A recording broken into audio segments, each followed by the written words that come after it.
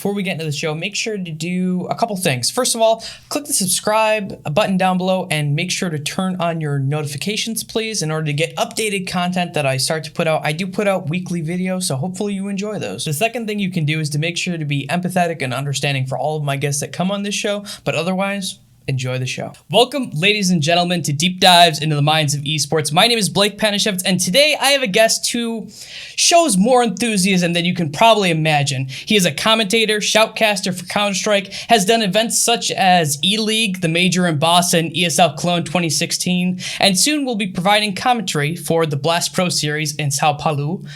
But you know what? I think more importantly than any of these other achievements he has ever had, he's a father of 2 children. It gives me great pleasure to introduce Anders Blume, maybe better known as just Anders. Welcome. Thank you very much. Thanks for having me. I appreciate the opportunity. Yeah, I think it's going to be a lot of fun. It's a little bit more unique. We're going to have lots of stuff to go over. You have there's a lot of stuff that's out there on you, but then there's also not a lot of stuff out there on you, depending on what you value looking into people. Which I think is it's gonna be an interesting and kind of like fun thing to get started. So we're gonna start it off kind of easy for you because we're gonna move into some more hard hitting things, I believe. So starting off, very very easy question: how big of a fan of Star Wars are you? Oh man, I mean, yeah, we've already hit the hard hitting stuff, haven't we? You know, instant dividing, question. Always Star Trek always... or Star Wars. Well, I mean, I've never understood the need to pick one or the other. I would say long term, Star Trek has survived better than Star Wars has. That's just my opinion. I think the later Star Wars movies are just actually not worth watching. I don't know what to say. A friend of mine once did this mental experiment that sort of stuck in my mind. He said, sort of try and explain some of the characters from the older Star Wars movies without, using their, let's say, job descriptions. So you can't say, this guy is a rebel, or he's, I don't know, a hitman or whatever it may be, a mercenary. You can't use those words, but you have to sort of describe like who are they as people in some sense. And someone like Han Solo or something, like people, he's sort of like a freewheeling person, doesn't really respect authority. You can get close just using those words, and then try and do the same for the new movies, and you just can't. I don't know what to say. It's not possible. You will just find that all of the characters are entirely two-dimensional. They're just there to fulfill a job description, which is something like, this person shows up in order to defeat this other person, and then that's it. Don't really need them. Don't really need to know where they came from or anything, or if anyone's going to miss them, or it's just gone, So I don't know. For me, that's upsetting because I think it's a fun universe, right? And I've actually been watching the new Star Wars stuff. I don't know if you've watched this, but I think it's on Netflix. They've sort of rebooted the series. I haven't got a chance to yet. Okay, well, I would say, in my opinion, that's worth it. It does deviate unbelievably from the sort of traditional, Star Trek script. But I don't know. I think it's enjoyable. Like they've done a better job anyway than the new Star Wars movies. So we'll see. For now, I'm on that side. So when you got into Star Wars, were you someone who read the books, or were you someone who it was just about the movies? Because there are some people out there who are like Star Wars aficionados, and they've read everything that's ever out there. I have actually read nothing out there on Star Wars. I was more of a Dragonlance kid growing up, so. Oh, well, that's on the deep end, Dragonlance, yeah. No, I didn't read the books. There's a part of me that wishes that I did, because from people that I know who have, I have a very good friend who's really deep into it, and apparently there's a lot of outside story.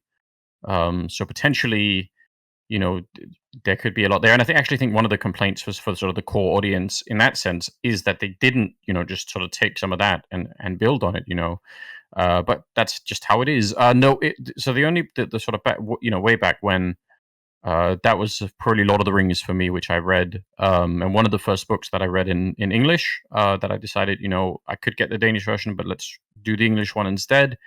And I found that to be enjoyable, even if it's a really long couple of books. So I couldn't get into Lord of the Rings. I read The Hobbit, and I could never get into the Lord of the Rings. It was Dragonlance or Stephen King. Yeah. No, but I mean, especially the first one where they spend the first 100 pages just talking about what's happening in the Shire. You think like, my God, this is. But... Yeah, I think I got like partway through that, and I was young. I must have been like 12 or 13, and I was like, I'm done. I can't do this. This is one of the only books I've actually stopped reading. Like, yeah.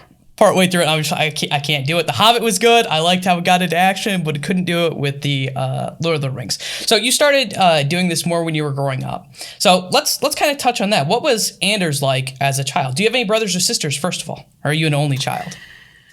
Yeah, I've got a sort of a strange family mix. So I've got a younger sister. Then I've got an older sister who's sort of technically half sister, but that doesn't really actually mean anything to me. Just think of her as my older sister. And I've got again sort of a half older brother who has very severe autism. And that is, so sort of growing up, that was obviously a bit of a crazy mix at times. And I don't know. I think in some ways I must have been the I don't know if I was the more reliable, but I think I just had a temperament that made me want to sort of just fit in and not cause any trouble. And I think my youngest sister especially had a bunch of sort of health related problems. Something that later got diagnosed as fibromyalgia, but back then nobody knew what that even was. Just joint pain, itchy skin, just hard to really know what's going on. So that took some attention. Autistic older brother takes a lot of attention. He was later sort of put in, it's not an institution, but it's like a home because eventually that just takes up sort of full time, and that was never going to be possible, or at least his quality of life would have been worse anyway. But still you go and visit, you go and see what's going on, and all the rest of it. So, and I don't have any really clear memory. My older sister is significantly older than I am, so I don't have like a very clear memory of her being at home, but she was at one point when I was there. So I think between all those things, I just kind of like became the kid who was sort of fitting in a little bit and trying not to sort of cause any more chaos or trouble or anything. That's probably I think a fair description, at least from my point of view, of early life in some sense. Okay. So growing up, having a brother with autism, I imagine that is something that is really hard it's really hard on parents when you hear parents talk about that, and like the amount of resources it normally takes. Was he still around when you were growing up, or did he get put into like assisted living early on in your life? Yeah, I wish I'm not 100% sure how old I was when they made that move. And I don't have a lot of memories of sort of our childhood home sort of with him in it. Some, but sort of not an enormous amount. I think my parents sort of recalled a story to me that I don't actually remember. So while all this was happening, my mum was a med student, and she was sort of more or less working sort of night shifts, and then she would come home sort of in the morning and sleep, and then she would usually go and study throughout the day. And then when we come home from school, she would, a lot of the time she would be sleeping then as well, so that she could get ready for night shift, which is a little bit crazy. And my dad was very early on early retirement, because he was, he worked in a bunch of different fields, but pretty early on when we were born, he had a series of hang gliding accidents, when you fly in a hang glider. So he broke, arms and legs a couple of times, and eventually that just, wasn't going to work anymore. None of the times even were his fault, which is the crazy thing. Other people rigged the hang gliders incorrectly, which is, I don't know, like. So you said a series? Did it happen more than once? Because I think after one time I would have been done. Yeah, me too. I feel like something. Yeah, it happened twice. I actually went hang gliding with him when I was essentially a kid, like 6 years old or something. Which also in a modern day, that would have probably been seen as child endangerment or something. But so that was sort of a crazy way to get started. So my dad was home all of the time, and he's essentially a hippie. And we would spend a lot of time out in nature, finding snakes and lizards and all these other things. and then my mom was doing all this other stuff on the side a lot.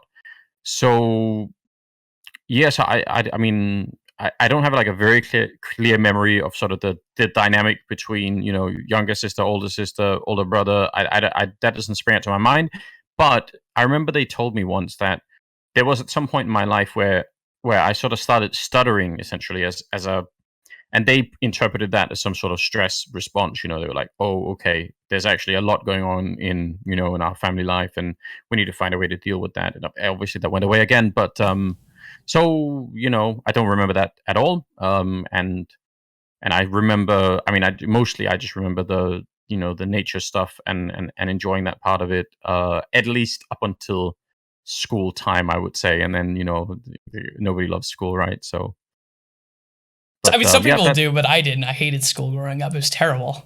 The entire experience was just terrible for me. So yeah, yeah, I very much share that sentiment. So, looking at your dad was, you mentioned that he retired early. So that means he must have been more of a stay-at-home dad then, right?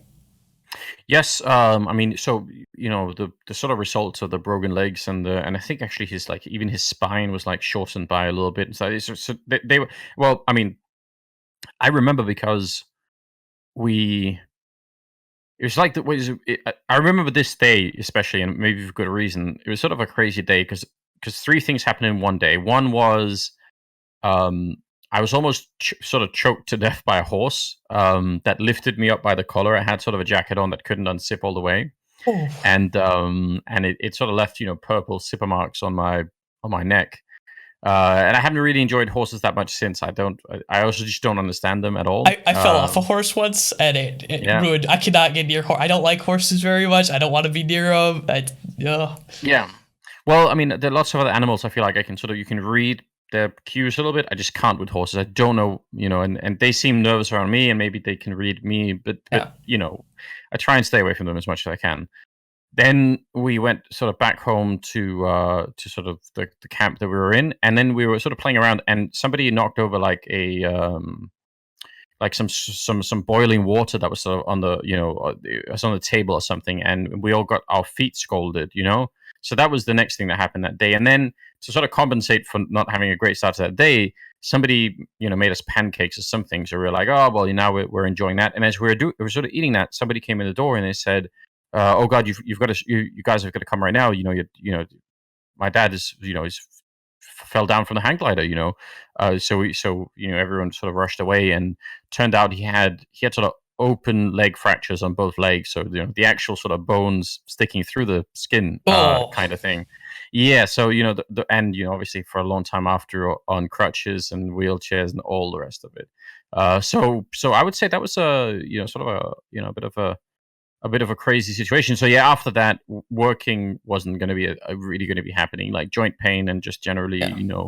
not able. But he's a very active person. It's not like he's not doing anything, but just not, I would say, reliable for sort of showing up to work in a way that makes sense for most jobs. So yeah, stay at home, and I think we ended up doing a lot of things that wouldn't have been possible, I think, if we'd had a more normal family life in that sense.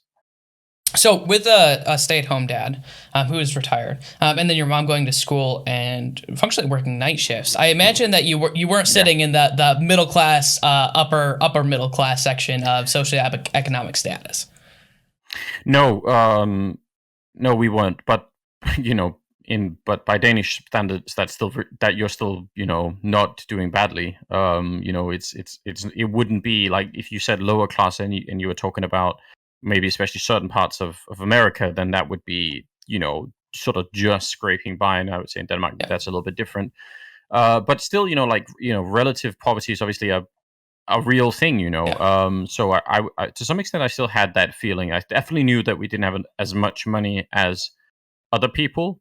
And there are a couple of times when it annoyed me, but most of the times it didn't. It wasn't like a weight on my mind that, oh no, we don't have enough money to buy certain things. And I didn't think about it to an enormous extent. Like maybe around if other people had got some sort of like console or something, and I just knew there's no point in asking for those things. So, but yeah, not I would say something that was very concerning in early life at all. So, kind of looking at growing up, one of the other things that I kind of noticed, and I'm assuming your parents are still together based on the things that I've read and seen. No, actually, No. I mean it's kind of a weird thing, but they they sort of got separate. Well, did they? I think they actually are still married, but they're just not sort of like Okay. separated in some way. But yeah, I mean to some extent they sort of I think they grew apart a little bit, and I don't know, they've been together for such a long. I mean, they've known each other for such an enormous amount of time that it almost like, even though they don't live together and they're sort of technically separated or whatever, it's they still have like some sort of connection that's hard to sort of deny, and it just is what it is. But I think you can also, just if you think about it mentally, sort of my mom, the med student, and somebody who works night shift, does all these things, and then sort of that on early retirement, it's very easy to see how two people can grow in very Yeah. separate directions from that point of view on its own. But this happened when we were, I mean, I think I was sort of late high school when this happened. So I would have been like, I don't know, 18, 19 or something. And that to me didn't come as a huge shock. It wasn't like some sort of like, oh no, which I guess people sometimes feel if it's later in life, right? But Yeah. to me, that was just like, yeah, Yeah, okay, well, because my parents divorced when I was 6, and then I ended up going through a second custody battle when I was older because I ended up wanting to live with my dad, and it was both yeah, times were just bad, and yeah, I have a lot of negative memories from it. And obviously, not everyone does, because some people can actually get along and be civil human beings, but my yeah, parents were obviously not like that. It sounds like your parents were fairly civil. yeah, yeah, very much. And like through different times, I lived with one or the other, and it was just sort of like it's pretty relaxed, to be honest. Like there was no fighting or anything. It was just mostly a question of what happened to be convenient. So yeah, that was that isn't the sort of particularly exciting part of it. That just happened. So one more thing I want to ask you before we get on to some other topics is, you kind of mentioned that the way society is there is very much different than like America, especially when it's related to like the poverty systems. And I know, being from America, people have a very a lot of times skewed output of what other countries look like, and like they're like, oh, these are these socialist countries that are just terrible. And so maybe we can clear that up a little bit. What, in your viewpoint, what is your country like? What are the benefits? What are things that maybe you don't like? It's a very hard question to answer, but especially for me, because I actually am to some extent a little bit of an American at heart. I Okay. would, if I think the Constitution as a founding document is the most what you say, the closest to perfect we've ever Yeah. come as just as mankind. It just happens to be that it's in America, but I think that's really, I won't say it can't be improved, but that's hitting close to the mark, I think. Yeah, I agree. Um, and but I mean, there are so many things that make it really hard to sort of try and overlap two countries, right? I mean, America has a population now, what, 320 million people, I think it's or more than maybe more. that. I think it's like Yeah, 450, it something like might that. even be by, well, whatever it is. Like, let's just say plus 300 million, Yeah. right? And Denmark has maybe six. So that in itself, just population wise, Yeah. means the kinds of things you can do on either side, like good and bad, are just very, very different. Yeah. And then I would say, I mean, I think there are some really positive things about the way that our society, the Danish society, is structured, in terms of being able to help people who have maybe less of a chance to do that themselves, and sort of having people call it the infamous safety net and all the rest of it. But that system also hasn't existed for a very long time. But like, people sort of tend to forget that this hasn't been like a 400-year long tradition that's Yeah. been working in Denmark. It's been sort of a side effect of industrial revolution, and then just the fact that we're a small country that can sort of get along with more or less everybody, geographically nicely centered in Europe. So a lot of people to trade with, and it's not to say that it won't last. Maybe it will, but if you put on sort of, some historical glasses, then you wouldn't say, well, here's a great sample size of that really proves the stability of the system. That would certainly be, I think, a bit of a reach. And there are some other, there are some other potential, I think, problems with it. Like it's not 100% clear to me Yeah. that um, that if you provide a safety net for everybody, then there won't also be some people who, instead of, let's say, getting a little bit of an extra push to sort of do something more for themselves, that's actually, sort of gets them going in life in some sense, that some people won't get caught. And I mean, obviously, this is sort of the Yeah. conservative Republican argument of saying, oh, well, then people get reliant on the state and then they end up not working. My experience is from people I know, a fair few people who have been on public support in Denmark, and they're really not enjoying it. As in, the being disconnected from life and being disconnected from society, not having a job, it's not something that people just enjoy. But I think it's a complicated issue, right? It's very hard for me to say that. I just think some of them have benefits and others definitely don't. And it's hard for me to say. But I do enjoy. I mean, I do enjoy being in Denmark, and I think we've got some. More than anything, I think some of the cultural values that we have in Denmark are interesting and are fun. And I think we're sort of a small population, but I think we've got some things right on that front.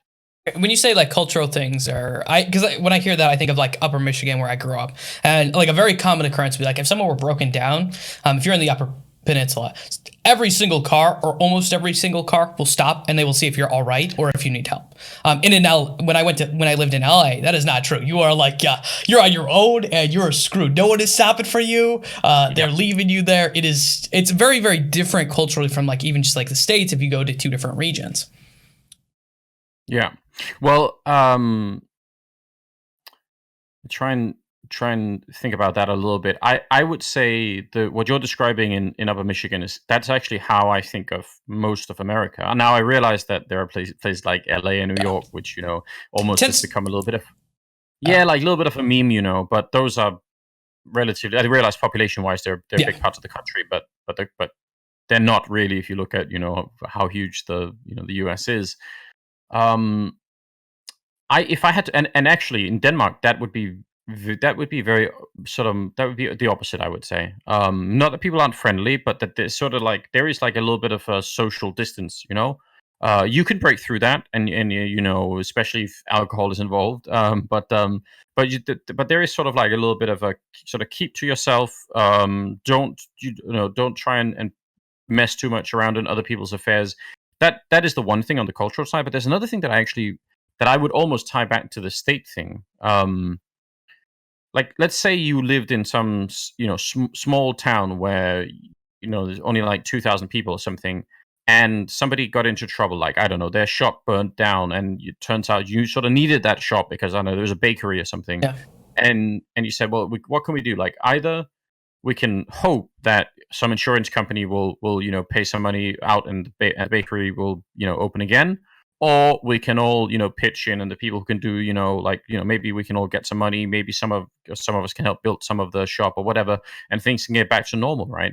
So I'm not sure any one of these Interesting. decisions have to be perfect, but my interpretation is that a lot of the cultural web in America has to do with people taking, is very broadly speaking, but Yeah. certainly in certain areas, people taking on more of a local responsibility for sort of saying, well, whose job is it supposed to be otherwise? And I think what's happening in countries like Denmark, where there is this sort of safety net, is that there could be a tendency, I think, for people to try and outsource that responsibility to the state, or maybe that's the final step, but it could it gets there eventually. And I thought about this. I actually thought about this a lot in my own life. Like where I live, I don't actually talk to my neighbors all that much. And like, there's an older couple that live, sort of our next door neighbors, and they're very nice people. And they've offered a lot. We say, oh, if you need to, if you need your dog to get taken care of, or my son Walter, you need anything like that, just come by and we'll absolutely do it. And I'm 100% sure they believe it, and they want to. But we just, in our minds, we're like, but that's not the relationship we have with almost everybody. Around, we have friends and stuff, but they don't live anywhere near us. And I thought I played sort of an experiment in my mind. I thought, if one of them died and the other one was sort of widowed, would we actually do something? Like we say, you know what, you shouldn't be just like isolated. We should actually we should take that on as a responsibility to say, come over for coffee every once in a while.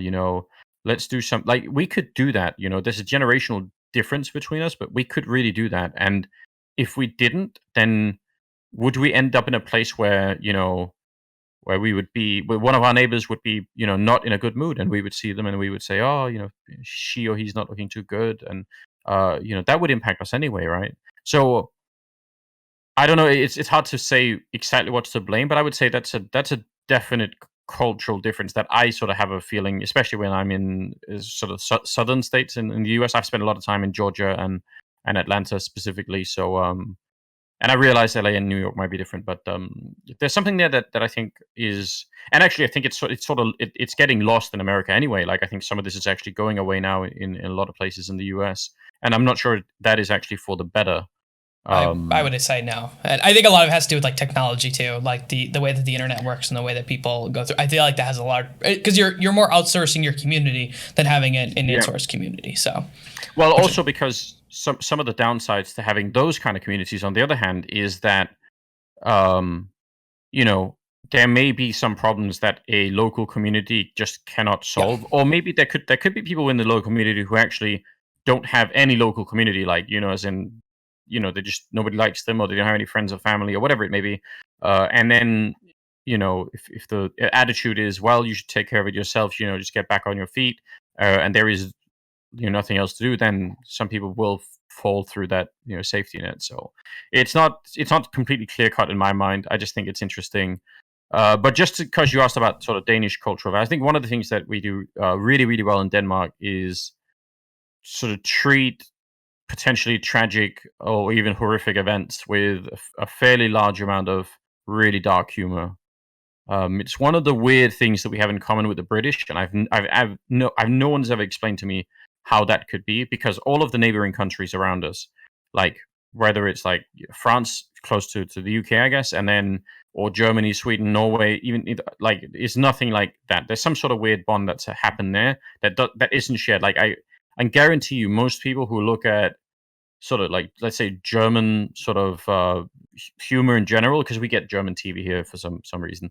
But if I look at that, I just think, what is going on? Like it's so far removed from, and technically, in some sense, the Danish is just like a strange mutation of German. It should just be a sort of German subculture, right?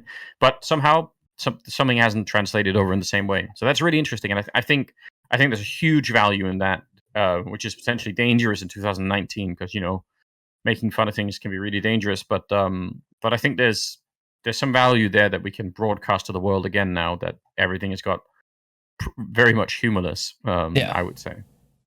Yeah. So that kind of leads me into the next subject is school, because I always like to talk to my guests about like what school is like for them and kind of compare it to like what my school is like. And I've had a lot of German guests actually on this show. Actually, Germany right now seems to be my number one punching country right now, even more than the United States for guests that I pull on here. I think I'm up to like 6 guests from Germany. Interesting. So it's so far I would love to go to Europe, and I would love to go see Germany, like based on everything I've heard about it. So what is school like in Denmark? What was school like for you? I mean, well, school was, I really did not enjoy school whatsoever. I think in terms of what school was like, I would say, I think it's fair to say, broadly speaking, just Western education on the whole is kind of a failed project in some sense. Yeah. And it's not, I don't know, like there are so many ways you could pick up that answer. Maybe you could just start with what we're paying teachers. Like that in itself might just be like across the board. That seems like a crazy situation all on its own. But I don't know. I'm trying to think what were some of my absolute earliest memories. I think for a really long time, all I can remember from school were the breaks when you would run outside and play with things. I actually have no idea what we were doing in class at the time. Um, so I don't know if that says that it was good or bad, or if I was just too young. I'm not sure. It's weird because I remember lots of things before then. So like from kindergarten, so I definitely have memories from there. But sort of starting in the first grade or whatever, I definitely can't remember what we were doing inside of school. But later on, I think at the time this definitely was not my perception of it. But looking back, I would say I was probably a very very emotional kid. Like, and I had a very hard time responding well to other people, sort of light teasing, or I think it ended up getting worse, maybe because I didn't respond very well to it. And I don't know. For the longest time, I ended up, I sort of, well, it's like a series of bad things that happened. So we can take all this in detail if you want, but Yeah, yeah. I think This is like describing who you are as a person, and these are things that shaped you. I mean, realistically, everything that happens in our life shapes who we are today. And I think that this is important for other people to hear, because if they hear, like, if they have something similar, they can be like, "Oh my God, look at what Anders went through, and look at where he's at, and he went through this stuff, similar stuff to me." I think a bunch of these things are unbelievably common. Actually, that's a theory that I've just deployed in my own life. Is whenever I talk about these things, and one of the reasons I don't mind talking about them is because I found that almost everyone says, "Yeah, I kind of recognize some of that as well." Yeah. So I'm not really sort of terribly worried about that aspect of it. But I would say, yeah, I would say, especially back then, I really felt like I was sort of bullied a lot, and I did not feel like I belonged at all, and I didn't have. Most of the time, I just actually didn't even want to go to school. And I came up with any excuse that I could. Oh well, my stomach hurts, so I'm not feeling too well, and all those things. Um, and I think if I could have had, I don't know. I think there would have been ways for me to get integrated back into the social group if I had known how. It wasn't that the school was just infested by sociopaths that were just out to get me. It's just that I didn't actually. I don't think I understood exactly how those dynamics work. Especially in sort of boy groups. Like I said, I think I was very emotional, and that it took me a long time, I think, I mean, a really long time to figure out how to sort of change my mind about some of these things. And then after all of that, because that in itself, and actually as that was happening, I developed sort of a story in my own mind that I wasn't good at anything school related at all anyway. Like none of the subjects. Like one thing is the social aspect, but then I sort of said to myself, well, you can't do any of the math, and you can't do any of these things. And I was very, very curious about science, and English was the only thing that I was good at, and I knew that. Like that was never a question in my mind. So I had that one thing, but everything else I just written off and said that I can't do these other things. And I remember very clearly thinking, I might just not even graduate like ninth grade. I might just not even be able to take the exam because, and I thought about that a lot.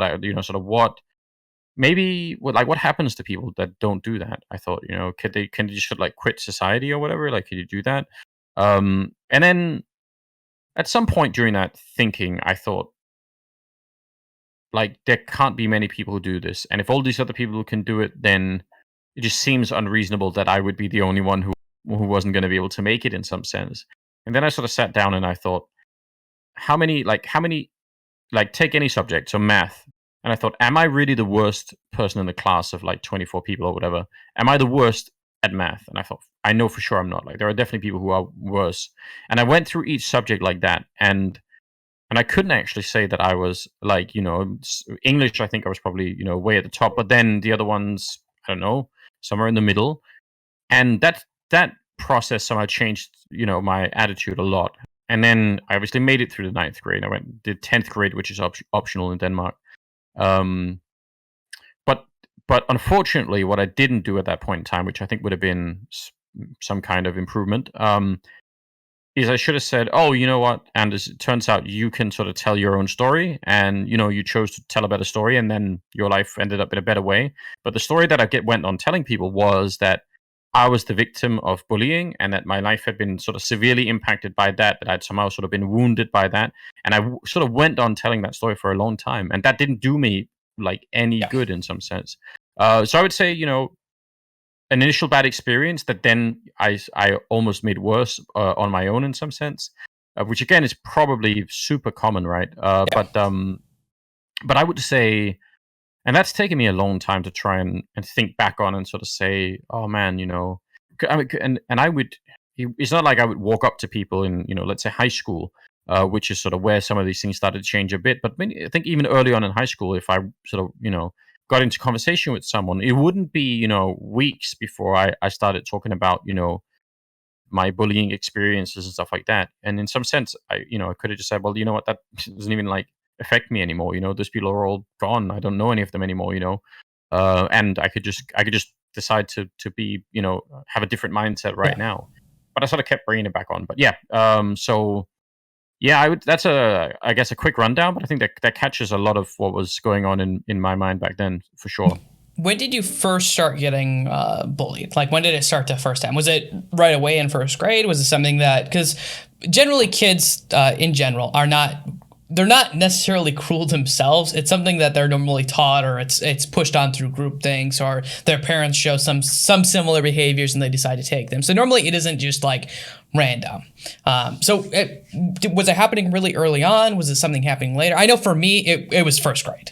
First grade was pretty simple, but to be fair, kids were also stealing cigarettes and smoking and like swearing too. So I did not go to a very good school. I don't think it was straight away. I think it was probably something that built over time, and probably, like I said, probably partly assisted by the fact that I didn't have sort of very good mechanisms. I mean, to sort of, one of the things that I would even say, this is just something that I'm learning in the past like 3 or 4 years, but something that I would do a lot is I'd be annoyed by someone doing something, and then I wouldn't sort of say anything, wouldn't say anything. And then when I finally did, I would be, get very angry and very upset. And I think to some extent, first of all, that's kind of hard to understand if you're the person, from the outside. You're like, oh, Anders is just kind of like not doing anything, and now he's really angry. So that might have been in itself something that was sort of almost made people curious, maybe, sort of say, well, what's going on, right? And so certainly that was not a personality trait that's very easy to fit into any social group, right? But I just wasn't good at saying, here's the things that I don't like. I don't want you to do these things, and here's how I want certain things to be. That's definitely not a character strength of me at all.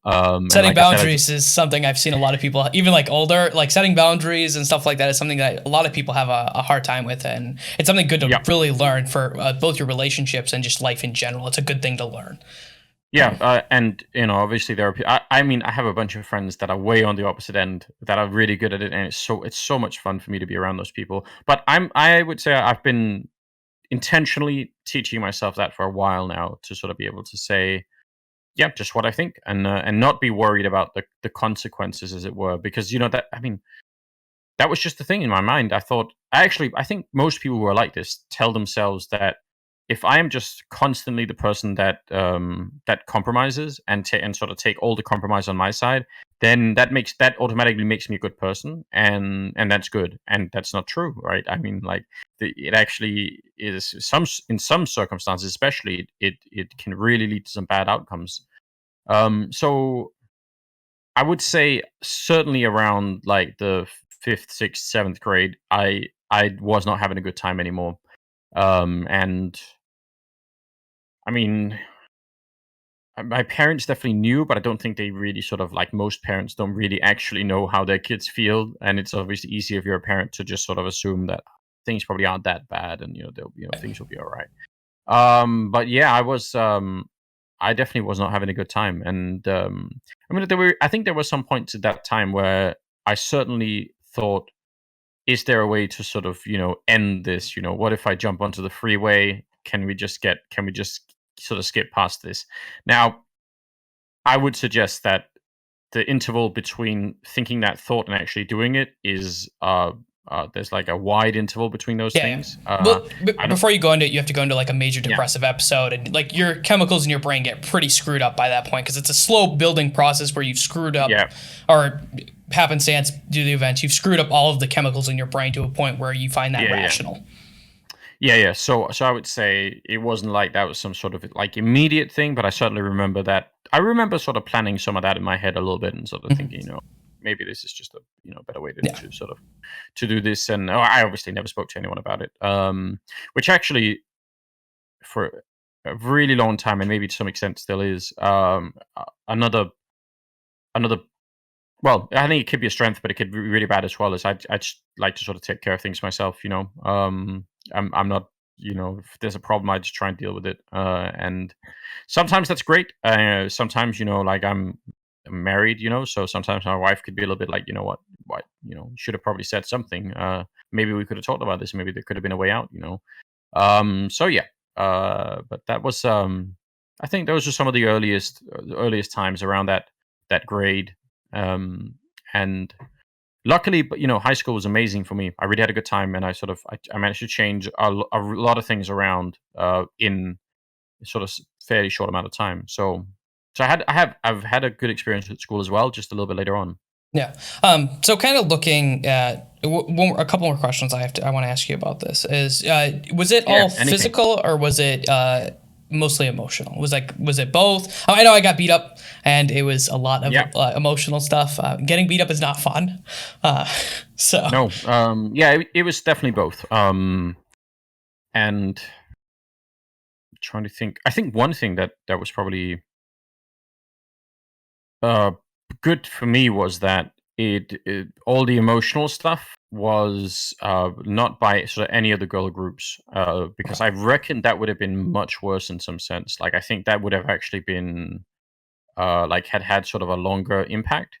But sort of all of the girl groups, I think, mostly just ignored me in some sense. I mean, maybe that's not great if you're at that age, but it wasn't. It wasn't so that I don't have like sort of a lot of bad memories of any of that stuff. So it was mostly the rest of it, and I just remember having like a strong feeling that I just didn't want to go back. I knew that there was going to be something from memory every day. It probably wasn't every day, but it that's feels sort of like my it.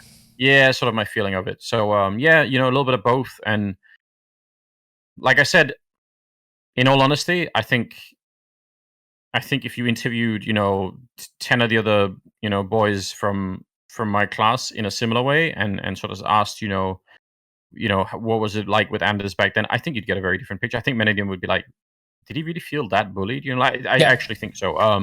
Where and I don't know what to say about that except that like I it's kind of weird and there's no undoing it. No. And I guess like I mean in some sense, I mean obviously it made me sort of who I am today in some strange way. But for a long time I did have a feeling that I had got badly wounded and that maybe I wasn't even going to be able to recover from it in some sense. So there was that. Yeah, definitely had an And impact on my life. I can relate to that because I remember growing up and I had a lot of resentment because I got picked on. And so much so that when actually one of the classmates who he actually overdosed in a jail cell, I didn't feel like remorse. I felt like gratitude because of how bad. Yeah, And it's terrible. And it's something I've worked on. I would like to clarify this. This is something that I worked on. A lot of those negative feelings really are not healthy. Okay. So it's yeah, something that I worked on very early on. And while I look 12, I'm not. Okay.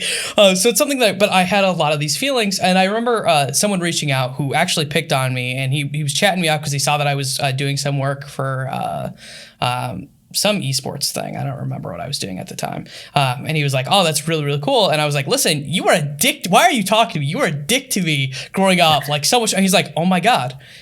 Like I knew we teased you, but I never actually understood like how bad you viewed it. And when he did, that was like a huge thing in kind of changing my perspective itself. Is like, yeah. wow, they don't realize how much I thought it was this terrible.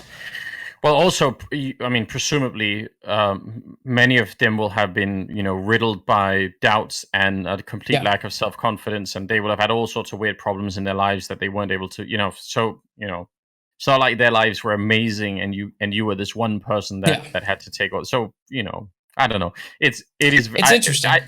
Yeah. Well, I think about it a lot now because of the fact that in a couple of years Walter's going to be starting school, which in itself is crazy for me, but.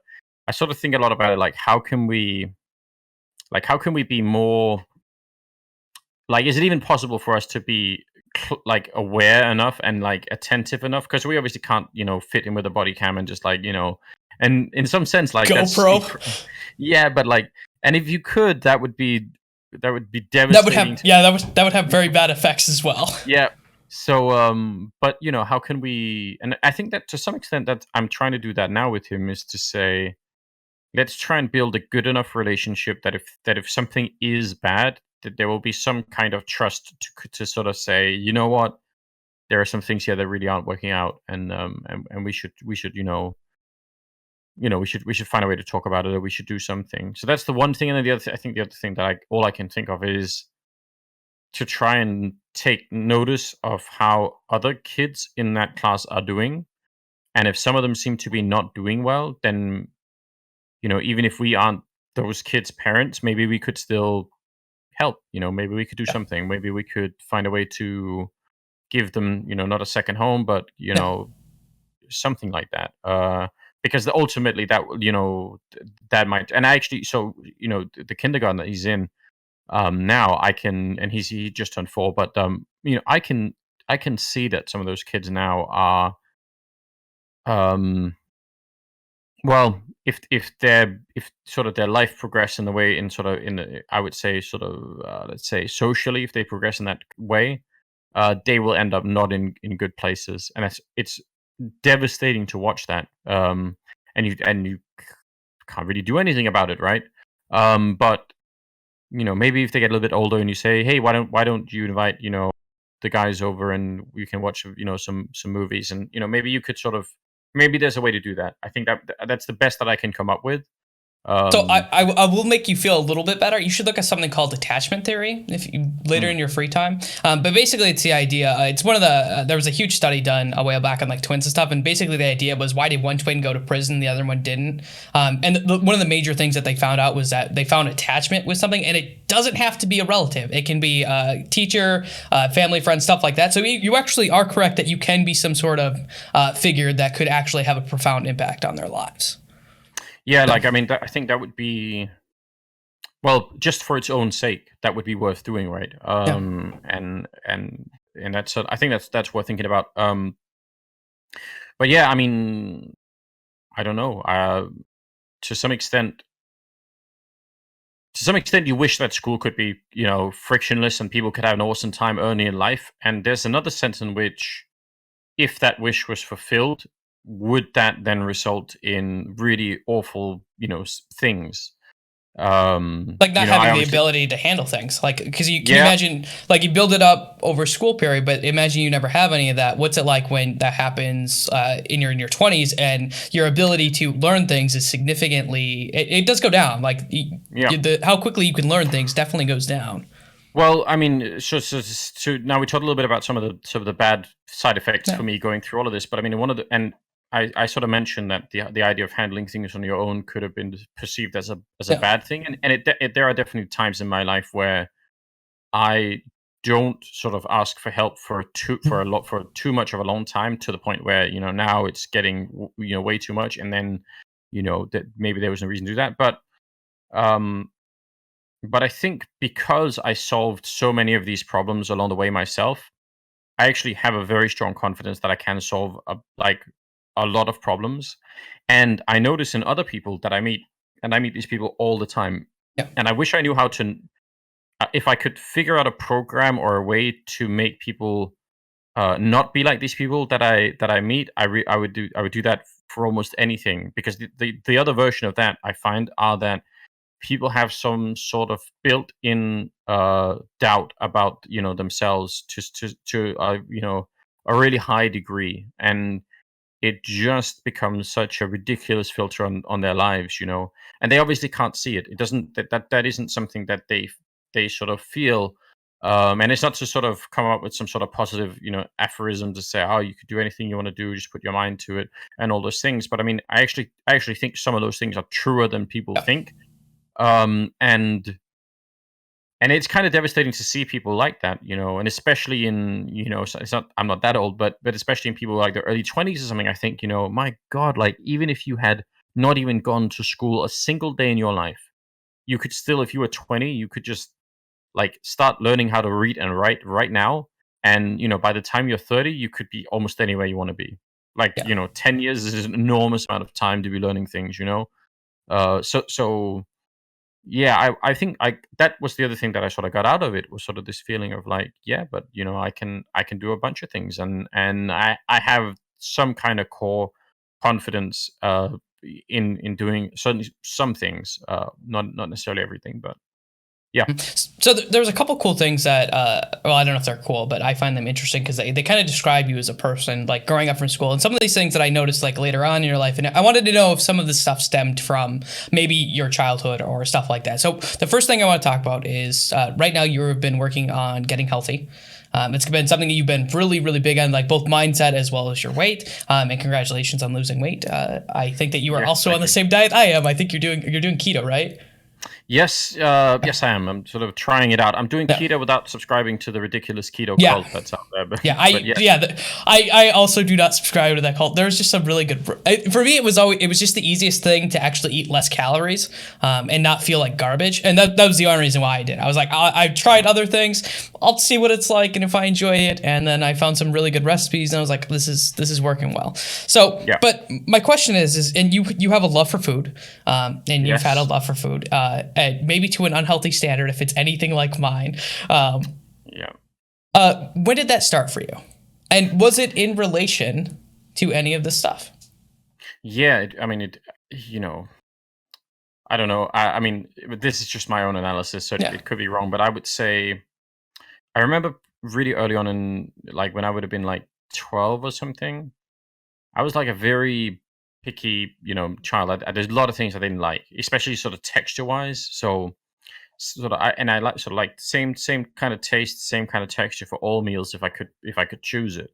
My parents would keep making these sort of different things that they were sort of like mixing sort of meat and salad. And for me, that was just like I couldn't handle the idea of you chew into meat and that's one texture. If you got salad in there too, that's another thing. I just didn't enjoy that. Um, I would say anything where I couldn't see what each of the individual pieces were, and if I wanted to, I could eat them on my own. So any kind of like stew mixing things that completely broke my mind. Um, and I think at some point they got bored of me complaining about these kind of things, and they said, "Listen, why don't you just sort of make your own thing?" So I think that was meant as encouragement to sort of say, "You know what? Then try it, give it a go." And I did, and I loved it. And I think the first thing that I made was like sort of like essentially sort of hamburger patty with pasta. So straight up, and not any ketchup or anything. I've never been a big fan of ketchup, but that was, I could cook pasta. I could certainly like shape, a bit of a meat patty, and then that was it. And I think for back then, I could have eaten that like 7 out of 7 days, no problem, with no like variation. I just that wasn't a problem for me. The idea of like, oh well, we've had that for 3 days. And I slowly expanded to do more things. I learned how to like pasta and spaghetti and lasagna later on. Slowly expanding, very slowly. But if I had to again sort of do some sort of reverse analysis, I would say that probably gave me some control that I didn't have in school. Of something, right? Which would have been maybe fine. Maybe that's a good way to balance some of that.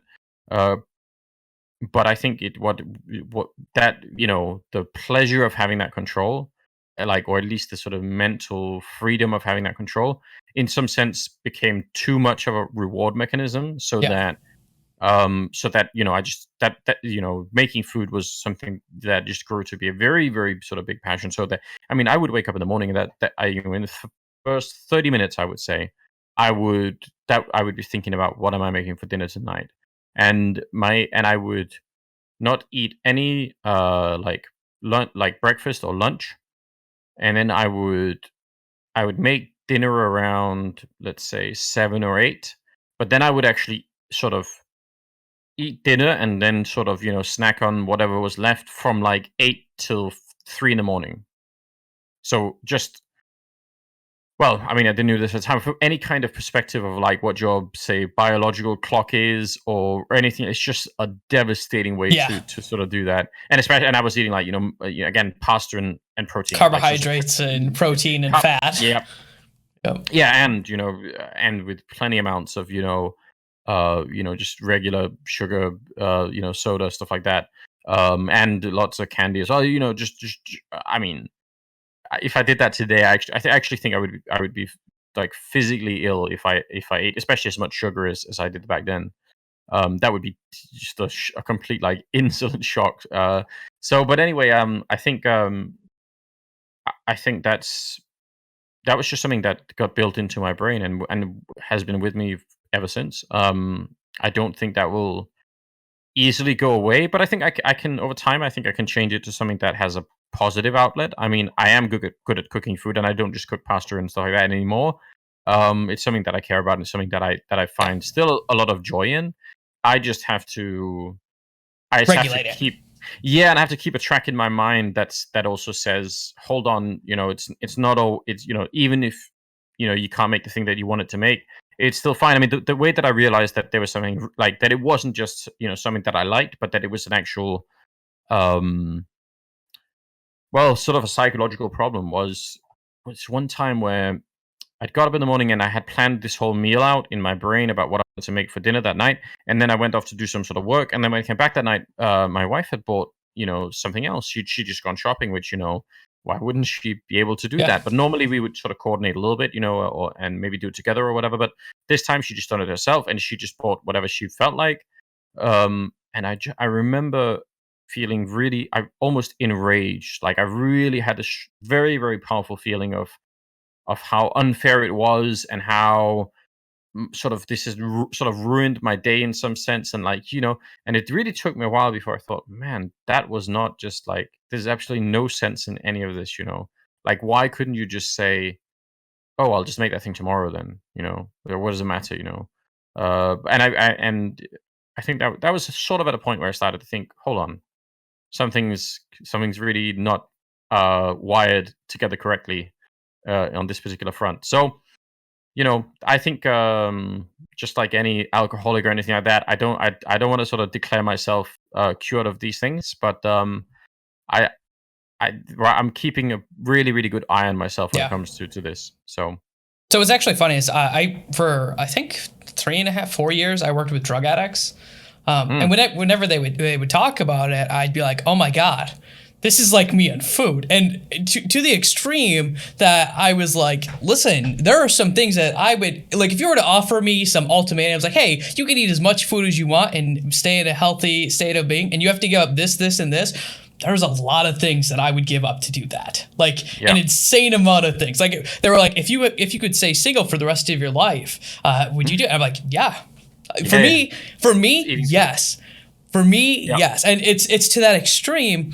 And it was always funny when they would talk about like heroin or meth, and they would talk about it in a very similar way. And I was like, that is scary. I need to at some point regulate this, because first of all, stress eating is like my go-to. Like when I was working yeah, with the Gladiators over the Overwatch League, which was a grueling season, I was like, I put on 40 pounds in 6 months, which is insane. yeah. So like, it's something that I don't know if it'll ever go away. No, well, I mean, I think there are ways to think about this. I mean, one of the things that I got very interested in, is this idea of sort of, if you just start thinking about your brain as essentially well, that one of the tools your brain essentially has, and you will probably know more Yeah. about this than I do, but this idea of sort of dopamine reward, Yep. and when I first sort of encountered that, and I think the classic example is somebody who's a heroin addict, and not just the act of taking heroin, but all the steps leading up to it will Yep. trigger a little bit of dopamine reward all along the way.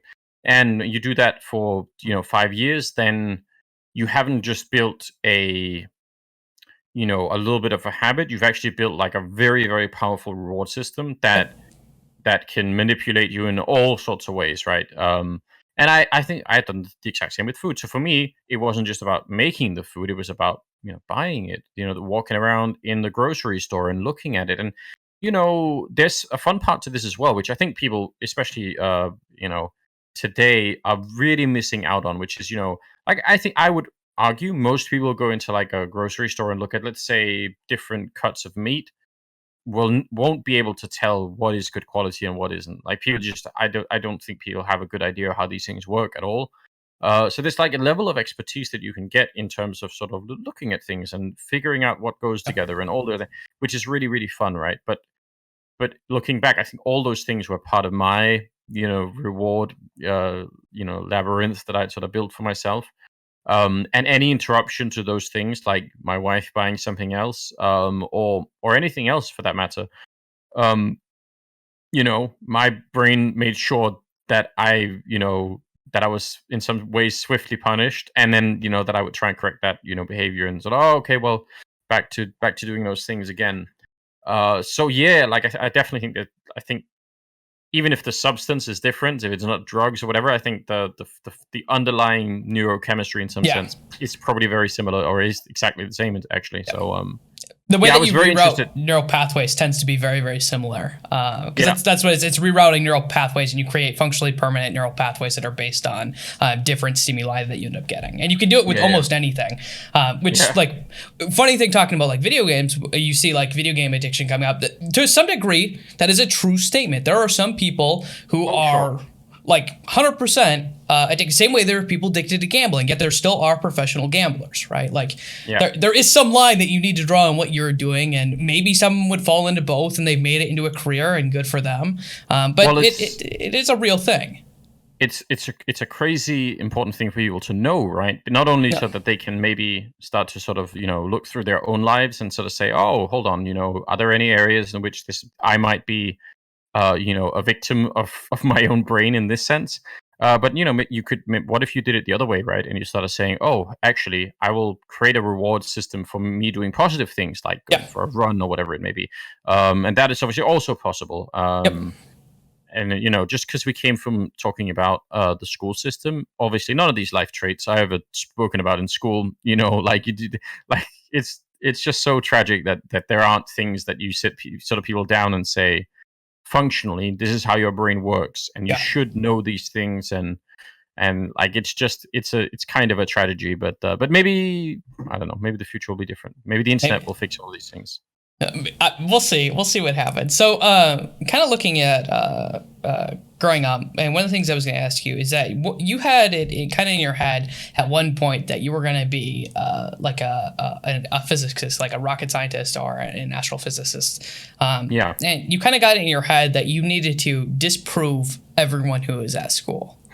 And kind of why I jump into this is you got it into your head that you have to prove them wrong. And I kind of had a similar, I won't lie, very similar. Like, it's funny when I start to do some of the research because of how similar people are, and you don't really look at it, but you start to hear things, you're like, holy shit, I thought of that same thing. Like, I'm not an astrophysicist, but I was like, I'm going to become famous and I'm going to show these people what they have going for them. And I'm going to go back later on and I'm going to be like, wow, look at how shitty your life is. You're stuck in this town that has less than like 2,000 people and you're still here.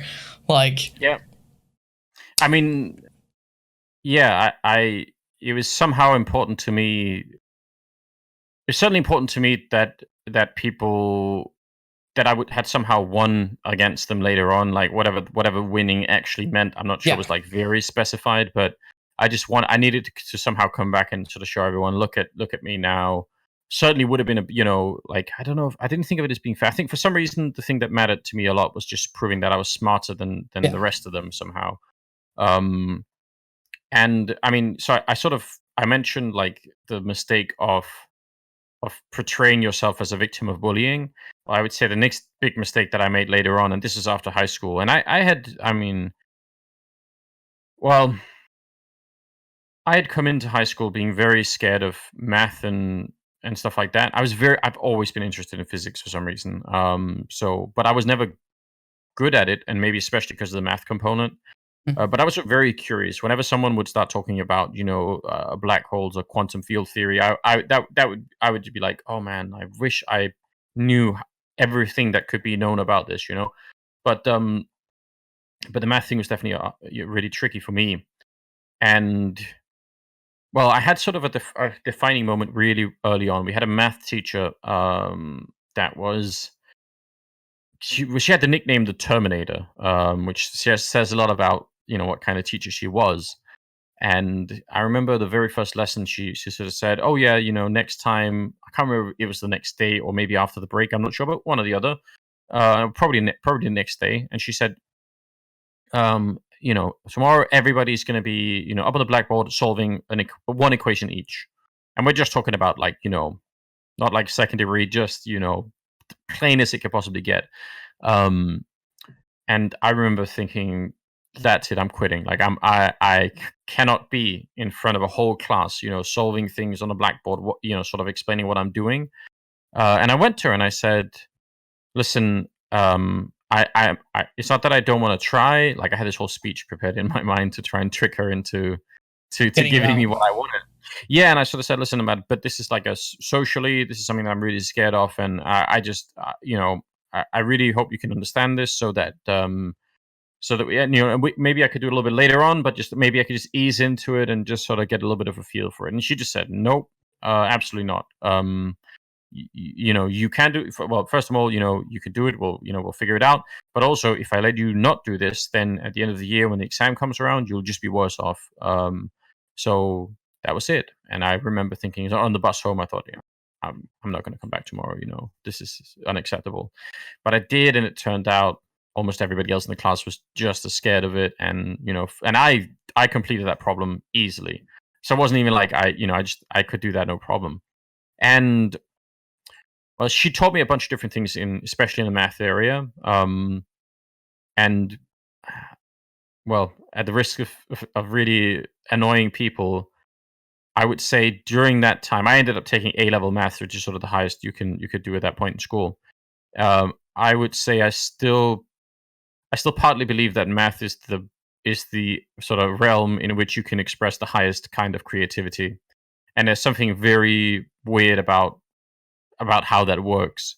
And there's some little part of me that later in life wants to return and actually study math at university, but completely in my own pace, because I'm not quick at doing math in my head. It's not like if you gave me some problem like what's 17 times 9, I could probably learn tools to do it quickly. I just have I don't care about it. It's not interesting to me at all.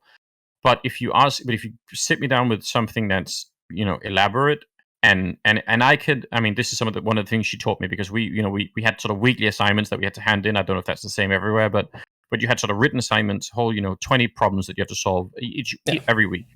And for the first like 6 months, I would spend an hour trying to do it, and then I would sort of the things that I couldn't do, and the error rate was just through the roof, like, because I didn't want to go back. If there's something I couldn't figure out, I just kind of like either wrote in whatever I thought it was, and that was it. And she really sort of, she had a way of pushing me towards spending much more time. And even if I couldn't figure out the problem, I would actually write down like text, like if I was writing an essay, I would just write a whole essay, page-long essay about all my thoughts about how this problem could be solved. And usually throughout doing that, I would realize what mistake I had made. I realized, oh, wait a minute, I've done some operation that isn't actually, doesn't work. So that would even be helpful. But I spent sometimes 6-7 hours, doing these things. And the reward in my brain, at least, for once you do something and that works in math especially, is outrageous. Like for me, that's a very that's a very, very sort of strong feeling. So then the weird question: I mean, why the hell did I end up studying physics? but physics has a lot of math in it. Yeah, but it's like, it's sort of like very specific math. It's like math that's tied to a very specific thing.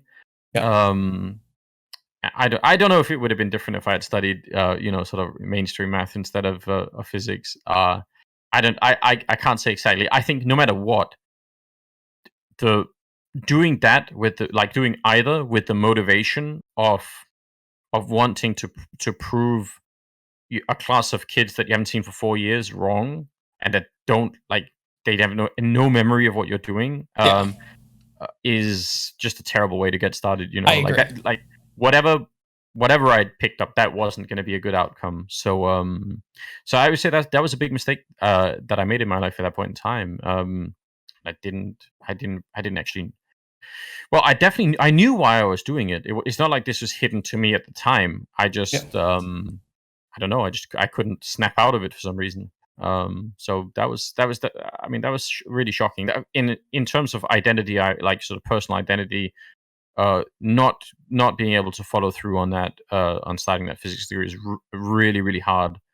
And it didn't get much better by the fact that I then also did the same with biology, Yeah. right afterwards. So I really managed to beat myself up a lot, and that actually threw me into a pretty serious depression. So which is not surprising, but yeah, that was a hard lesson to learn. It really was. So kind of, I can relate to some of that stuff when you talk about like the schooling and stuff, because it's kind of how I feel now that I've like figured out what I wanted to do with my life and what I enjoy doing, which is a big part of it is what do you actually enjoy doing? People will say that I fully think you should do something that you love because it makes it a lot easier to do it every single day for the rest of your life. That's my opinion. Some people don't take that approach. There are parts of it that I don't like. Obviously, there are parts that I think are not always fun. When I was in a jail and someone threatened to kill me, that wasn't really that fun. Like working with that. So there are definitely moments where I don't like what I do, but like being able to talk to someone and you start to notice things about them that sometimes scare them. I have been called a mind reader by a couple people, which is awkward because I don't read minds. I just watch and listen to people. But you feel really good about like you figure something out and you've accomplished it, and that I can relate to that. So one of the things you kind of mentioned over and over again is that your own willingness to be able to work on yourself. How you mentioned it's kind of like a double-edged sword. There are good things and there are bad things. So my question for you is this primarily because you had like trust issues? Did you have a hard time trusting other people or relying on other people or asking for help from other people because you maybe growing up and feeling so alone? I'm not really 100% sure. In my mind, this goes back as far as I can remember. So I can't say. I don't think it's because I couldn't trust people and that I had nobody I could sort of trust or no one that I thought would be willing to help me if I asked. I don't know. Just in some sense, just a feeling inside of sort of saying, I don't know if this will maybe it won't make a difference. Did you not want to Um, burden people? Oh yeah, that's. I mean, I think especially my parents. I think that was definitely a strong feeling of not sort of wanting to sort of put more things on them. So yeah, that probably would have been some of it. I think I think certainly later on, like especially sort of university years, I felt like it was pointless anyway because I actually felt like there was no point to anything. And I mean, I had no expectation that life was gonna ever like go in a reasonable direction. Like that was sort of the the ultimate sort of depression symptom in some way. Yeah. But I I don't know. It's hard for me to crystallize what that feeling is of sort of saying, I need to solve this on my own and I need to figure it out. I can't exactly explain why. And it's something that sort of sticks with me, even though I have had lots of experiences of opening up to somebody and getting help and then saying, man, I'm glad that we could talk about this. But then then I still feel like next time even if it's the same person, it's it's hard for me to do that, in some weird way. So I mean, there's also just I think a really really strong introvert component in this. um you know I actually can't remember the last time that I was bored doing like in any situation. Um, like if I'm stuck somewhere where all the power has gone out and there are no other people, I will I will find a way to entertain myself, even just thinking about things. Then I will just sit Yeah. and think about some theoretical world or problem or whatever it may be, come up with solutions to problems that nobody actually needs any solutions to. Like I will do something. Um, I remember people always say, "Ah, but if you were stranded on an island for a month alone, then you would go insane." And I mean, now I I don't think I would would. because, well, that's how I feel. Well, now I would because of my family and Yeah. stuff like Yeah. Your that. That would be children. very, Yeah. and that actually is a huge change in my life. And kind of a really crazy one is now I sort of feel like, okay, it's not just you anymore. Like it's not just But up until that point, yeah, I think I would have been fine. Not to say that I would have enjoyed it or anything, but I don't think I would have been, it wouldn't have sort of mentally destroyed me in that way. So that probably adds to the other thing, right? And I mean, in terms of sort of, my relationship with my wife, I would say this is something that I still have to remind myself of, is that not everyone is like this, and that there is sort of like, there's a value in, talking to people about things, and sort of, and especially because I travel so much with my work, um, especially in the beginning when we did this, I would, be gone 2 weeks in a row doing some work, and I would come back home, and she would sort of say something like, "You realize we've only talked for like about 25 minutes for those 2 weeks where you've been gone." And I say like, "That can't be true." And she's like, "Well, sure, on phone log we can prove it." It's like, that's kind of crazy. Like I realized when she said it, I was like, that's insane. But for me, I was working. It's not Yeah, that I didn't have it time, goes but quick. well, yeah, and mentally, it was just I was so focused on that like everything else sort of like disappeared in some way. So that's just something that I have to keep working on, and things work much better when I do. So it's not some sort of like burden on me that's being forced on me. It's just that for some reason I tend to forget. And I don't know. It's interesting. It's definitely interesting. I would say on personality wise, on that part of the scale, I think I probably lie really really far out on that compared to a bunch of people. At least from what I can tell in meeting other people, it feels like that. Yeah. Yeah, I've always said that I'm an introverted extrovert. Like I can go out and I can talk to people, and I talk to people for a living, and I work with people and all that. But I'm very much okay just being by myself. I can deal with it. And actually, me and my girlfriend we've been dating right around 5 years now, and that was one of the things that we had a conversation about. She's like, "You need to make sure that you spend time with me," and I'm like, because she's like, you'll get lost and you will get absorbed in whatever you're doing and you will be gone. And I'm like, okay, you need help me, because I will start to work on this, because I care about you a lot, and this is important. So no, I can. It's definitely a strange sort of combination of traits to have in some way. Yeah, I was gonna kind of go back into one of the things that you had mentioned is that depression has been something that has kind of been involved in your life very early on. You mentioned 5th, 6th grade, which in the States is right around 12 or 13. And you made it sound like it got better during high school because you enjoyed high school. And then it seems to have, when you went into university, it seems to have taken a pretty sharp downhill. Well, I mean, this is the dumb thing, is that what I discovered in high school was that if I just sort of pursued things that I really enjoyed, then I was quite happy. And then when I left high school and went to university, I, instead of pursuing something that I really enjoyed, I pursued something that had to do with trying to make myself look better in some way, or just motives that weren't going to be working out well for me. And I think I mean, like I said, I wasn't good at math in grades 0 to 10 or whatever, but I really really I enjoyed the physics. I enjoyed figuring out how things worked. That was really interesting to me, learning about nature and all of these things. So that was something that I cared about. At the same time, I didn't have a feeling that I was good at it. It's very strange to sort of have both those things at the same time, but so that was in some sense a story that I had told myself for a really long time, that I was the guy who was interested in physics, and I just carried that through all the way, to up until applying for the university and all the rest of it. And I had the grades to get in there, so I did. But you could see how much of a shattering moment that is when you then go there and you realize, I can't do this. Like I could do it from let's say I could do the work. It's not like the math was so hard that I couldn't keep up with it. I just had absolutely no joy doing it. I and actually to some extent, this goes to another weird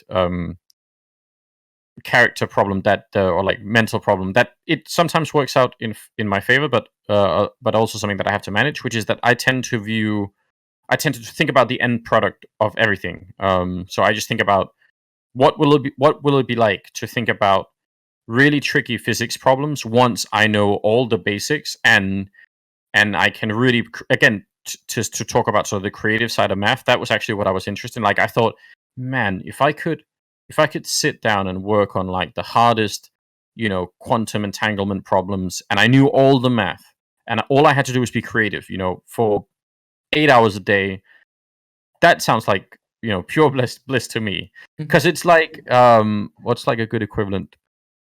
It is sort of like, treasure hunting or something. It's like, or it's just like, you're just searching for that one thing, um and so that was the thinking that I had in my mind, was that, well, on the one hand it was, man, everyone's gonna see how smart I am, and on the other hand, I'm just thinking about like that, the end of it. And then you go to university and you realize, holy shit, there's a lot of really sort of, in some sense, mundane, uh but saying that makes it sound like I thought, I think it's not like I thought it was easy and therefore I quit. It's like, I just didn't want to have to deal with acceleration and Newtonian physics. Like, those things were like, well, that's done. I mean, we know all that. In some arrogant way, I don't sort of want to spend the time learning it. I just want to get to the next level.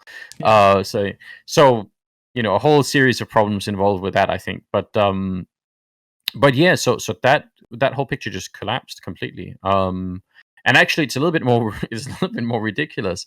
I actually applied for physics twice. Like, I quit the first time, then I went. Again, this is a feature of the Danish system. You actually get sort of paid a base amount of money to go to university. So unlike a lot of other places where you wouldn't mess around in the same way because it would be your money. You can still build up a student debt because you can take a loan on top of that, which Yeah. almost everybody does because of people just wanting to live better, and people don't want to work while they're studying, which in itself has a lot of problems. But yeah, so I did physics for like 6 months, then I quit. Then for the 6 months that was left of that, I went to work at a software development company, and I learned how to code in the language that they were doing there. I was actually there to be like a UI, like someone who just brush up the UI, so make sure all the fonts are the same on all the pages, all the text is aligned, which is something that like anybody who's, I don't know, born in like If you could type, you could probably do that. Yeah. So so that was fine. But then as that kept going on, I started sort of looking at some of the code, and then eventually they were like, listen, what if you want to do this, why don't we just give you some basic assignments for you to code, and then we'll see how it goes. And so I started sort of doing that, and I found that to be a lot of fun. That was another kind of problem solving, like math, is coding. And I mean, anyone who's tried that, I think, especially people who are really into it, I think have like a strong connection with that feeling. And I certainly did too. But then the new year comes around, and I apply for physics again, and the exact same thing happens. I just do the same thing all over again, and then I go back to to the coding stuff. Then I apply for biology, and then same sort of deal, 6 months ish. And then I go back to the coding thing, and then eventually English, and then casting. I sort of quit English with about 6 months left in my bachelor, to do casting instead. So, but yeah. So what was that depression like? How did it feel like going into it? What were the days like? And how did you eventually get out of it? So like, tell us that timeline. Yeah, I mean, I'm guessing the seed for that will have been sown like when physics broke down the first time. That would have probably been, because that's such a loss of Yeah. what is even the direction in my life then, like what's going on, which is probably also why I just said, no, I'm just gonna do it again, like that. It's such an obvious thing to do, right? You just say, I mean, in some ways it's just tremendously stupid, but it makes sense. 2020. Yeah, like then you don't have to recreate yourself, right? You just say, oh, that was just a bit of a fluke, or I'll next time it'll be better. I also didn't actually do any preparation to make it better, but so that was probably where it started. I got into biology because I'd started reading a lot of Richard Dawkins books, the Selfish Gene, and well, I read The God Delusion first, which I thought was the height of genius at that point in time. I don't anymore, but I read the Selfish Gene, and I read The Ancestor's Tale, which I think is an amazing book. So I thought, this is really cool. I want to do this, And then similarly, I just thought about the end of the, what would it be like to actually work as a biologist somewhere. I wanted to work with either bacteria, viruses, or fungi. Those were sort of my main interests in some sense. But so yeah, similar kind of breakdown, and then I think I want to say at that point in time I still had. I mean, obviously, at the moment when you make the decision that I'm gonna not show up anymore, and I had to do something else, that's definitely hard, right? And you have to explain it to everybody, right? Yeah. Your own parents and my girlfriend, who's my wife now. We've been together since 2006. So she's had to go through all this craziness with me, which itself, a little bit of a crazy Yeah. thing. But yeah, I think, but don't have a strong memory of those moments. Like, outside of that, a month Yeah. later, you're like, oh well, now I'm back to doing this, and I'm making money coding this stuff, and it's actually kind of interesting, although also very, very stressful. Not because of like the day to day stuff, but uh, coding obviously involves a lot of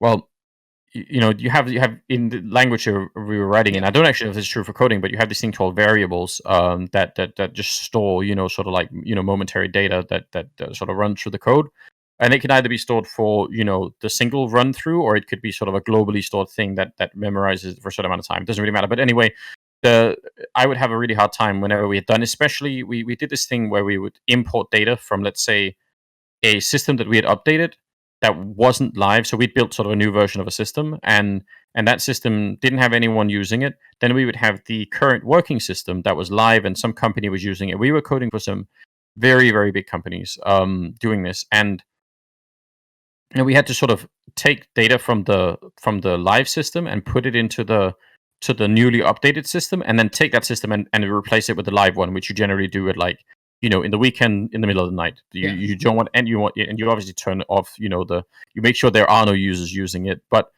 you sort of do all that. Then you do the export from one system, the import into the other system, and then you show up Monday. And it's very hard for me to not think about all the different code, and had we done, and I would trying to remember, oh, did we remember that thing, and what about that variable, and am I sure I got it right, because the consequences of getting things wrong in that kind of environment could be really, really devastating. Yeah. And it's one thing if people find out on Monday that things are bad, then you can maybe solve that. It's very bad if you find out a month later and it turns out that oh, all the dates were written in, because in Europe we write all the dates as in day, day, month, year, Yeah, that whereas gets in America. confusing.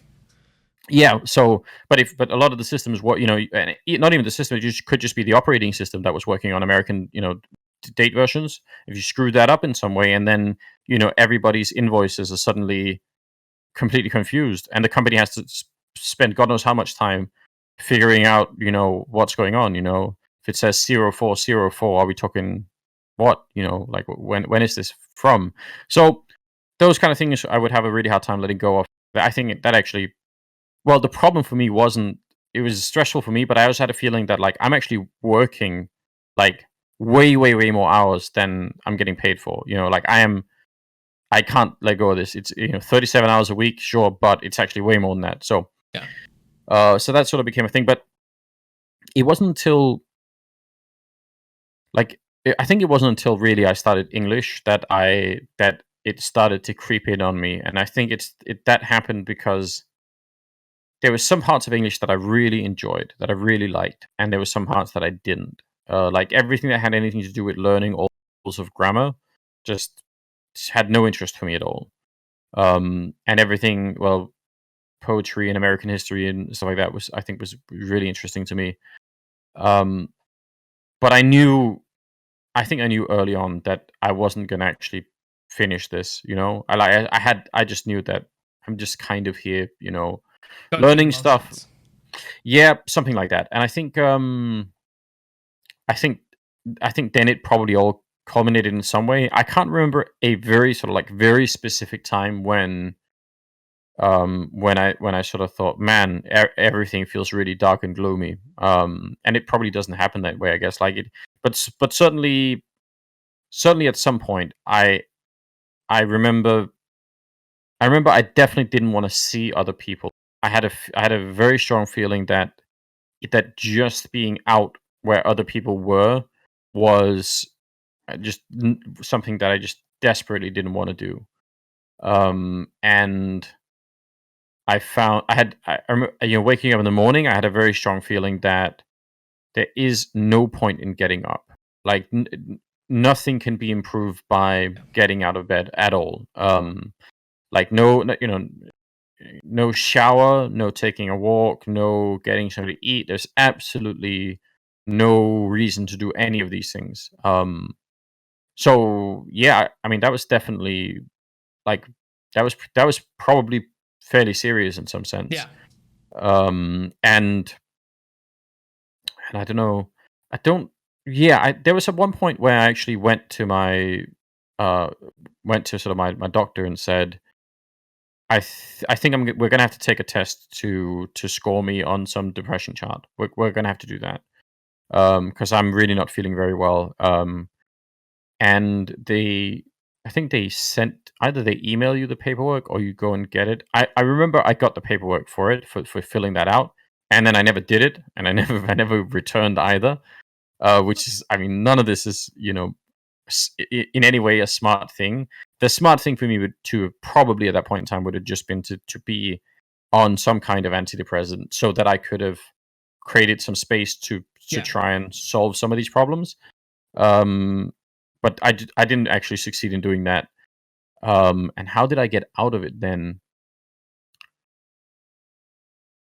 I'm not 100% sure because it wasn't like I started casting and then like if that would have been the case, that would have been a really good but I think Not I after good found stories, I'm after the truth. So yeah, no, but I think I found some way of working my way out of it a little bit before then, but not a long time before. Mhm. And then when the casting thing happened, and actually, not that we have to believe in cosmic coincidences or anything like that, but actually the fact that things had been so bad before, in some sense, I just knew that I had to give everything to make this work. Like I just knew that immediately. And like there's nothing was going to stop me. And we had some conversations, my wife and I, in the beginning, where she was sort of saying, "What kind of relationship we're going to have if you're going to be traveling this much? If you're away like 200 days a year, like like have you thought about that?"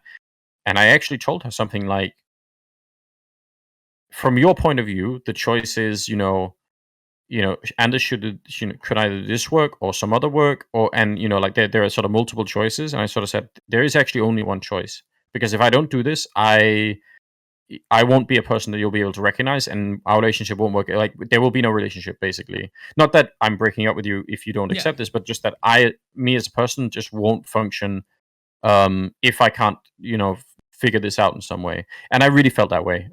So yeah, that I mean, as a motivational thing, being that that in that kind of a place definitely did something. But I wish I could remember precisely the thing sort of switched in my mind. If something did, I'm not 100% sure what that was. Yeah. But I yeah, do like your approach to like antidepressants, because that a lot of people think they're like a cure, and that's not really what antidepressants do. They give you space to work on things, but if you never actually fix any of the problems, then it tends to come back. Like that's a well, very big thing, depending on the reasons for your depression. Like if it's just a chemical imbalance, then yeah, sure, antidepressants work. But most of the time, it tends to be a chemical imbalance on top of other things. So yes, and well, so I had done actually I had done a fair bit of reading about the different kinds of antidepressants anyway. Chemically speaking, yeah, the sort of the different problems you could have in terms of the levels of serotonin in your brain. yeah, Is it like a serotonin feedback problem, or do you just don't generate enough of it? And like, what yeah, are the different ways in which that in itself could be a problem? So I felt like I actually knew something about that already, but I also knew that, and this is sort of I mean, this has now become a really, really big problem in, especially in sort of psychology science, which is this thing called that people call the sort of reproducibility problem, Yeah. which is really, I think, more serious than people imagine. But even back then, I remember that someone had done like essentially a meta study of all of the published sort of research that was done on antidepressants, Yeah. and what they had done is they had said how many, let's say 100 studies are done on depressive medication, and for the sake of ease, let's say 50 of them have a positive outcome and 25 of them have a negative outcome, as in people actually get worse in some way, and Yep. 25 of them do nothing at all. Yep. Well, it turns out that an enormous amount of the ones that have a negative or neutral outcome never get published. The positive ones Yeah. do, and that's just I mean, it's a question of human psychology in some sense from the people researching it. But what it does is it gives us, as a people who might need to take these things, a really bad picture of what's out there Yeah. and what it works. And so I definitely was also worried about that side of it. And it's not to say that people shouldn't take antidepressant medication, but it's just to say that I don't know. There's definitely something in my mind that worried me at that point. Yeah. But yeah, I don't know. I mean, I'm very interested in the sort of phenomena of depression in general, and also the different cures for it. I spent a fair bit of my time looking at, sort of, I would say, more what looked to me like more promising ways of solving these problems. So even though it's not something that sort of weighs heavily on my mind now, I just think it's an interesting topic for sure. So you mentioned that you've been with your wife since 2006, which congratulations, it's a very long time. Yeah. Where did you meet your wife? In high school, we were in the same class for 3 years, and it was on the third year that we sort of, I mean, we talked and sort of done stuff before then, but we went on. We both had English at a high level, and we went to a school trip that actually took us to Toronto. So and that trip, we sort of ended up talking a lot more, and I don't know, something just worked in that moment. So, and that was, I mean, yeah, that was just just kind of a funny sort of coincidence. And yeah, I do, I'm trying to think about why that wouldn't have happened. I mean, actually, in the first year we had some like some more interaction. That was just where we sort of like socially closer to each other in some sense. Um, But I mean, again, just speaking of being sort of an introvert and everything else like that, I would say if she had sensed that there could have been some sort of chemistry between us in the first year, she would have really had to sort of like really be very explicit about that. Like any kind of cues or anything like that that I would like that was never going to work.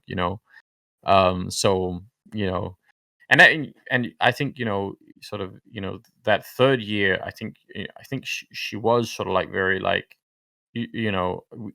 after the trip she was like, you should really come over and we can watch a movie or something, and I was like, oh yeah, okay, like, and it wasn't that I wasn't interested, it's just that I just like a little bit handicapped in that sense for some reason. But yeah. I can kind of understand that. Yeah. So she's been with you this entire journey. I mean, most of your life she's been. I don't know if it's past Yeah. the halfway point of your life, but it's got to be getting pretty close, if not. We are getting So, really close. so that she's seeing probably, I imagine, the ups and downs of everything going on there. And one of the things that doesn't get talked about a lot, especially related to esports, is like relationships and how they can either affect or hurt. But I remember having a talk with my girlfriend probably 3 years ago, and I was still, or 4 years ago now. Oh God, it's getting long. Like very early on in our relationship, when I was going to school still, I was like, listen, there's this esports thing. It sounds fucking insane. I'm gonna be there. And Yeah. realistically, you're an engineer, and you need to be okay with this. Otherwise, this is part of what I plan on making part of my life, and I will do everything within my available ability to get there. and I have done a lot of things to finally be able to like work in esports and then talk to different people, and now like the show. I mean, I was like, you need to be okay with this. And I know there was a while where she didn't understand it and she didn't get it, and I had to teach her kind of like what it was like. But I imagine you had somewhat of a similar, you must have had somewhat of a similar experience, like especially doing the casting and getting into casting, which is not necessarily a full hope, though your casting career seems to have taken off fairly quickly, Yeah, relative to most people because of how skilled you were and how much time you put into it.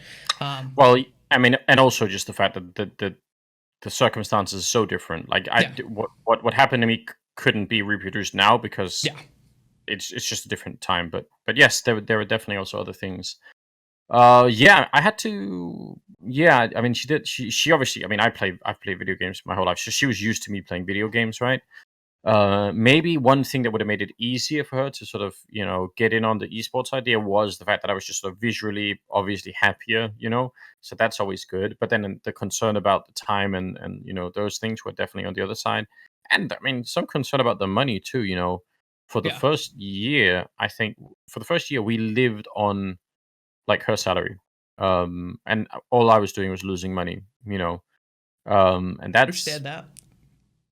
yeah, like I mean, that's not an easy thing to. And I mean, I think she told me later that actually her parents at some point had sort of said something along the lines of, you know, are we sure that he knows what he's doing right now? Yeah. Which is a fair enough question. I mean, in some sense, like you don't want to see somebody throw their life at something and then it turns out that it just is not going to work out. And so I don't know, like there was definitely a lot of that kind of thing, and a lot of weird things you have to learn along the way. I mean, I talked about sort of the calling each other when I'm in a different country, but I remember I didn't actually understand the value for a long time of having even phone calls that just where nothing exciting is being said, You're just talking because about your day. just talking about your day, really mundane things like, oh, neighbor's cat ran away again. Okay, cool, and but the problem with not doing it is that if you've been away for 2 weeks and then you come home, it's actually like you've almost been sort of time traveling. So like all of the all of the things that will have happened in like everyday life, you don't know anything about, and that means whenever you have to start a conversation, if she says, "Oh, yes, I'm tired of someone's car making a lot of noise or whatever it may be at home," you don't know what's happened. You say, "What do you mean?" And then it just becomes a really disjointed conversation and just a disjointed life. So that was something that we certainly had to learn in some sense, and maybe especially I had to learn. So I did lots of weird little tricks along the way. And in the beginning, actually, when when I started doing this, especially there's almost no esports in Denmark, a lot of it in Sweden and a lot of it in Germany. And everyone I knew who had been in the industry longer than me and that I respected and that I trusted as experts in this field, every single one told me, if you want to make it, you are going to have to move to either Sweden or Germany to do this, because there aren't any studios that you could Yeah. do anything from. You have to move where the job is, and they had lots of examples of people who had done this. I mean, Semler being probably the prime example, moving from LA to Stockholm to do it. Yeah. And there were lots of people who had done this. Apollo moved to Cologne. So, and I think she actually said yes to us doing that. I think I actually said we might have to move to Stockholm to keep this up. And she was like, she's not happy about it, but I think in some sense she was sort of in some way prepared to do that. And then we ended up sort of not doing it, and I think I hope that that proves some kind of valuable point, which is that esports can't just be populated by single people who can move all around the world. Yeah. Like, and it's important to have some of those people for sure, but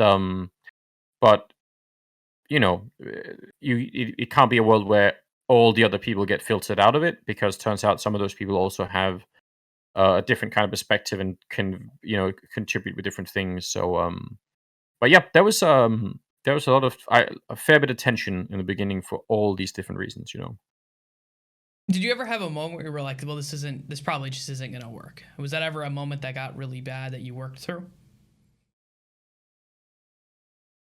Um, no, not really. Okay. I think I knew very like in the first couple of weeks I knew that this is just what I wanted to do. And as soon as it became clear that there was a way to, and that did take some time. To be Yeah, fair, like I there's meant a. more with like your relationship. Was there ever any tension Oh of right. like, No, I wouldn't say that. I think there were definite moments where it would have been more like, if we can't find a way to sort of change this, then long term it won't work. And okay. but that wasn't like a sort of, like it was never sort of like, there is no way to change this. So yeah, no, I wouldn't say that we ever got to that point, but yeah, I mean, lots of conversations about how to structure a life around this. Yeah. That definitely aren't easy. But yeah. But yeah, it's definitely kind of crazy. So, another thing that I've noticed is you've been putting out a lot of mindset videos and kind of like talking about your life and like things you want to improve and a very much introspective look on your life and things that you want to change. And one of the things that you've kind of like mentioned over the time is that you have these negative thought processes or negative defense mechanisms that kind of hold you back sometimes, justifying certain behaviors, trying to rationalize certain things that later on you look back on, you're like, wow, I shouldn't be doing this. What made you start to want to like kind of look at those thought processes in a closer manner? Because I mean, that's what I work with people all the time with, is like, hey, listen, you're rationalizing now, you need to stop doing this, you need to stop lying to yourself to a degree. But getting that like that's the ultimate goal, is everyone starts to look at themselves and say, wow, I was lying to myself back here, I was trying to justify this horrible behavior back here. What made you start to like really look at that and say, I need to change this to my life? Well, I think I think even in spite of all of the casting and how that was going, it still took me a couple of years, even after that whole thing had essentially been working out, and I'd sort of become, together with Semler, the person that was sort of on top of the, or at least the game for a little while. Yeah. Um, yeah, I still did not have a very strong feeling that I, let's say Like that sort of self-value. me. Yeah, like that I had some sort of value as a person, and that I was worth investing into just for my own sake, and sort of like that it was actually that it might be worth it. And I had this terrible thing that maybe we could have even mentioned way in the beginning, because this is a mental problem that goes all the way back as far as I can remember. That I felt like life was some kind of race, and that because of all these problems that I had run into along the way, I was perpetually behind. Um, I felt this the first time like, when you finish the ninth grade in Denmark, you can either go straight to high school, or you could sort of take a 10th grade, which is sort of like a stepping stone. For whatever reason, you could do that. And then I took the 10th grade. Then I actually did another year where I did something completely unrelated, which is, sort of like, sort of comp side trade school. Like, not Okay. quite, it's not like Like an apprenticeship almost, or an internship. something that would have ended in that. You could have been like an Okay. IT supporter and done different Okay. things. It's just something computer related that I wanted to do. Um, but so I had sort of from the point of view of the idea that the people who were at the same level on me in ninth grade that had gone to high school were now 2 years ahead of me, right? Because I had done two other things. Now that's a sort of a ridiculous way of looking at the world, but I had that feeling all the time that, that it's too late. That if I want to learn certain things, I won't be able to, because I've spent um I've spent too much time, and this goes for everything. Like, let's say, oh, Yeah. I want to learn to play the guitar, and then you think, oh, but I know this other person who's been doing it since he was 13. So what's the like? I'm never going to catch up in that in this space or any other space, and um, so I think that weighed on my mind for a really long time, like all the way into casting in the beginning and all the rest of it, and then I think at some point, especially with the health stuff. I mean, Walter was born at some point, so that does an enormous amount to change.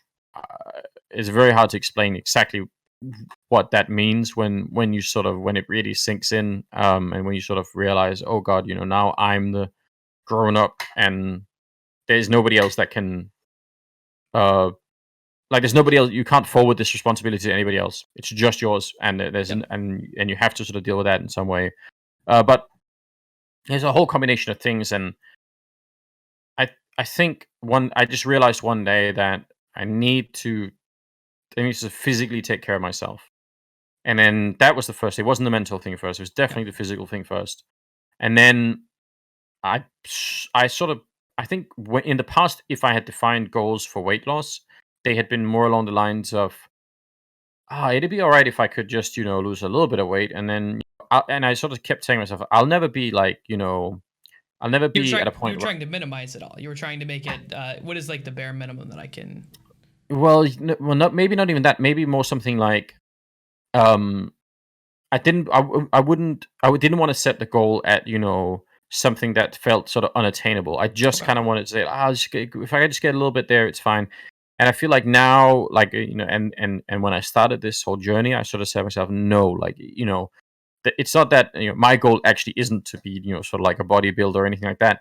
But my goal would be no, I want to be able to go to the beach in the summer and not feel sort of like weird about myself, which is, I mean, unthinkable for me forever, So I would say, I sort of said, you know what, even if this is a high goal to set from the point of view of where I was physically, I will get there. Like I'll find a way to get there. I just have to sort of like, and I don't know exactly how that came about, but I definitely had a feeling that now was the time to do it. And in some sense that I was also worth that investment. And then I could see that even though I was, in my early 30s, which I still am, but earlier 30s, that there was like so much life left, like such an enormous amount of time that spending all that time in the other frame of mind was a horrible thing to imagine. And then it was only much later that I started thinking about the whole mindset thing, and I started thinking about like what actually is that voice that sort of keeps questioning how, if you are doing the right thing, or if you are worth it, or sort of tries to weave elaborate disaster scenarios especially going to sleep, and you're thinking about what might happen tomorrow, and just crazy things like that. And I sort of well, I mean, I started thinking about it, and then I started looking for resources, sort of like, well, someone who's talking about this, and it turns out a bunch of people are. And then through those things I got into doing meditation, and sort of doing a bunch of other things to try and learn some of that skill a little bit more. And I mean, there's a whole part of my life that has to do with following what I would call,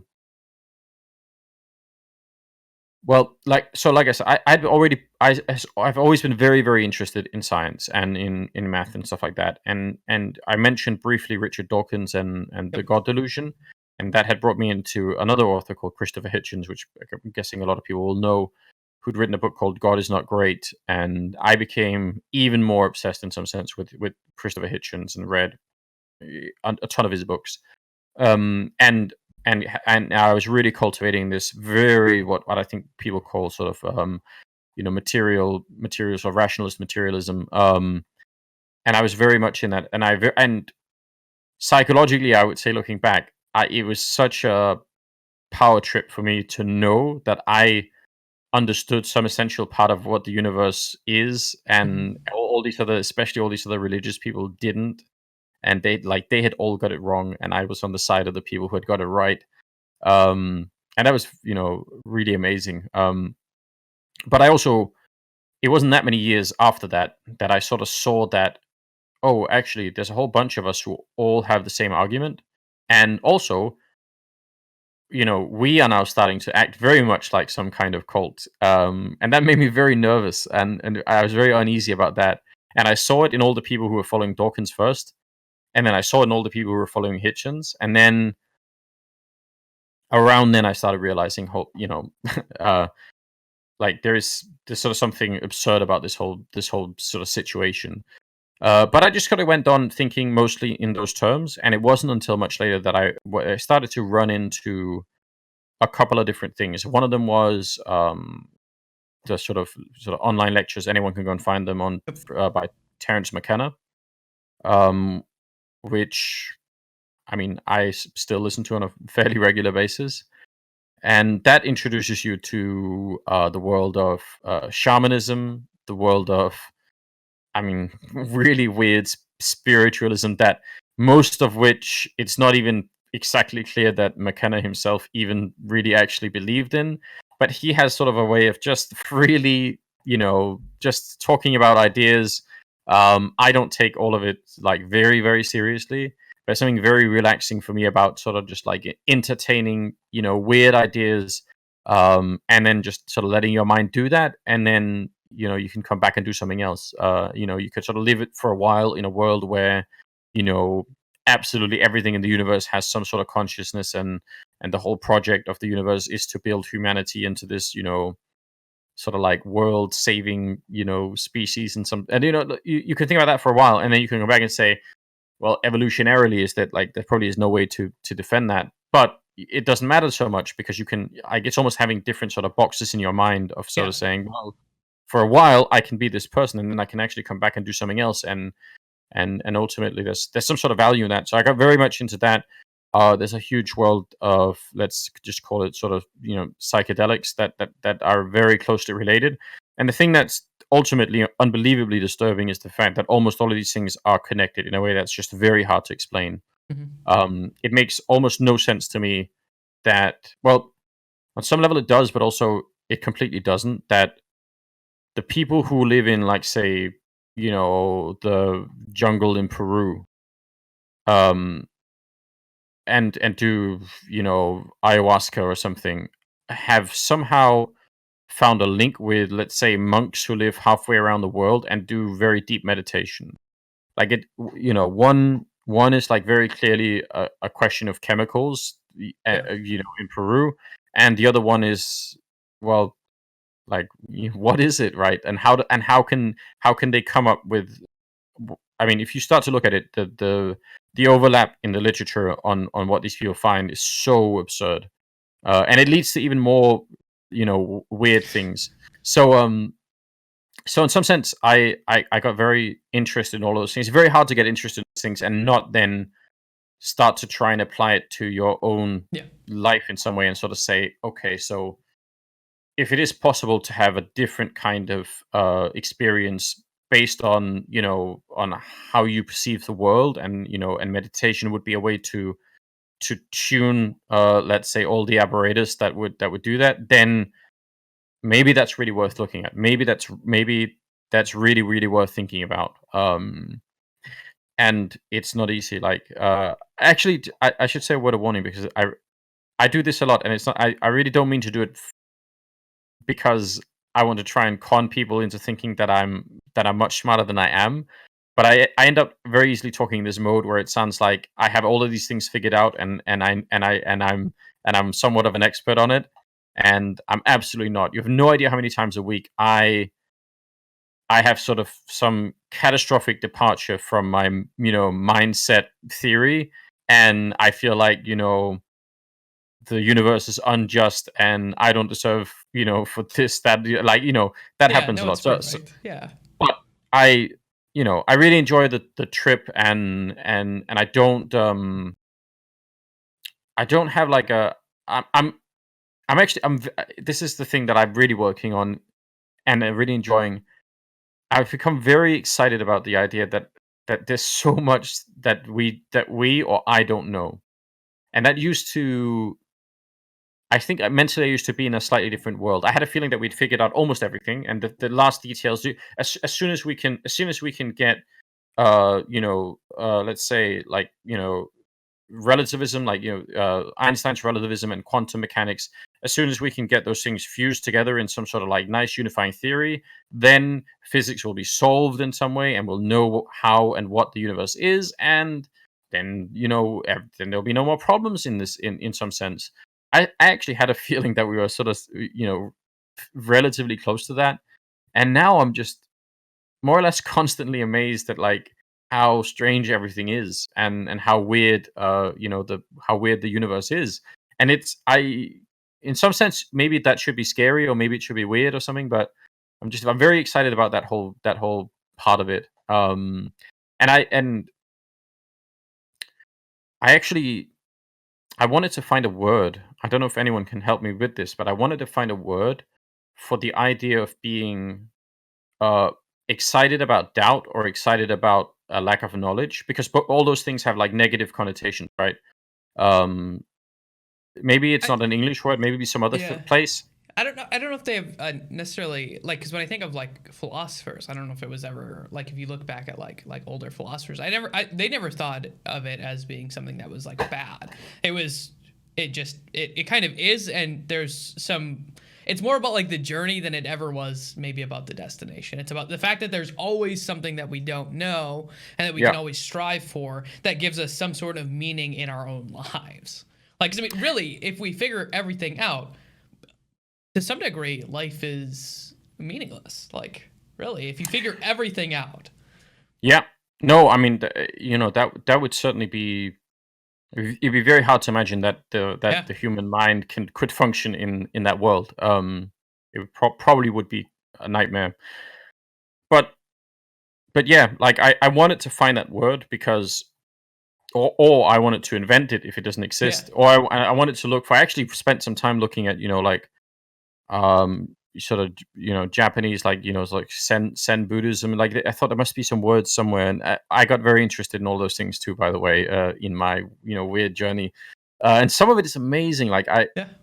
I remember somebody long time ago tried to tell me something about Buddhism, and I thought, I have no time for any of this. And then when I went to look at it again, I thought, my God, like, this is it's like, it's hard to explain exactly, but it's, to me, it without, the risk of sounding crazy, um, it feels to me like there's been a different kind of technology developed somewhere else in the world, and because in the West we developed another kind of, let's say, matter and energy type technology, then we just forgot about the other thing, and I don't know. There's some little doubt in my mind that I can't get rid of.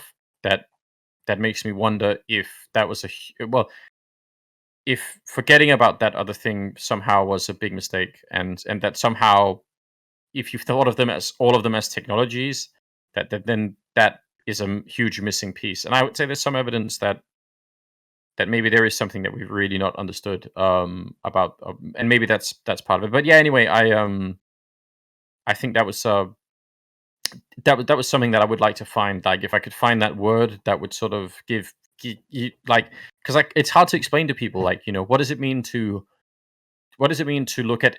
I mean, I feel anywhere I look right now, if any chemistry, or just any kind of field, it doesn't have to be so strictly science, but just anything. I think, man, there's so much interesting stuff here that, I could spend a whole life just, figuring out, and I obviously can't, but that also isn't actually a sad thing. It's just that, like, it's exciting if I learn something new about it. Like, I don't know how exactly to sort of explain that in a short way. I think there should be a word that encapsulates that in some reasonable fashion, because the problem with the other thing is that people, and I mean, I've suffered from this, all through school, right? Like, nobody will say, actually, I don't know how this works.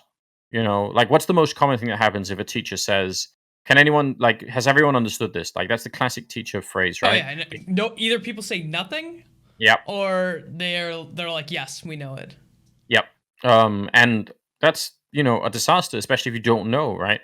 But, so there should be like a word to help people express that when that question comes up, right? So that people could say, I don't know. I really want to know, so let's, can we get there, and there should be some sort of level of interest and excitement about that.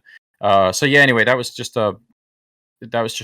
something that I've been working on for like 6 months now, trying to figure out a word for that feeling. But yeah.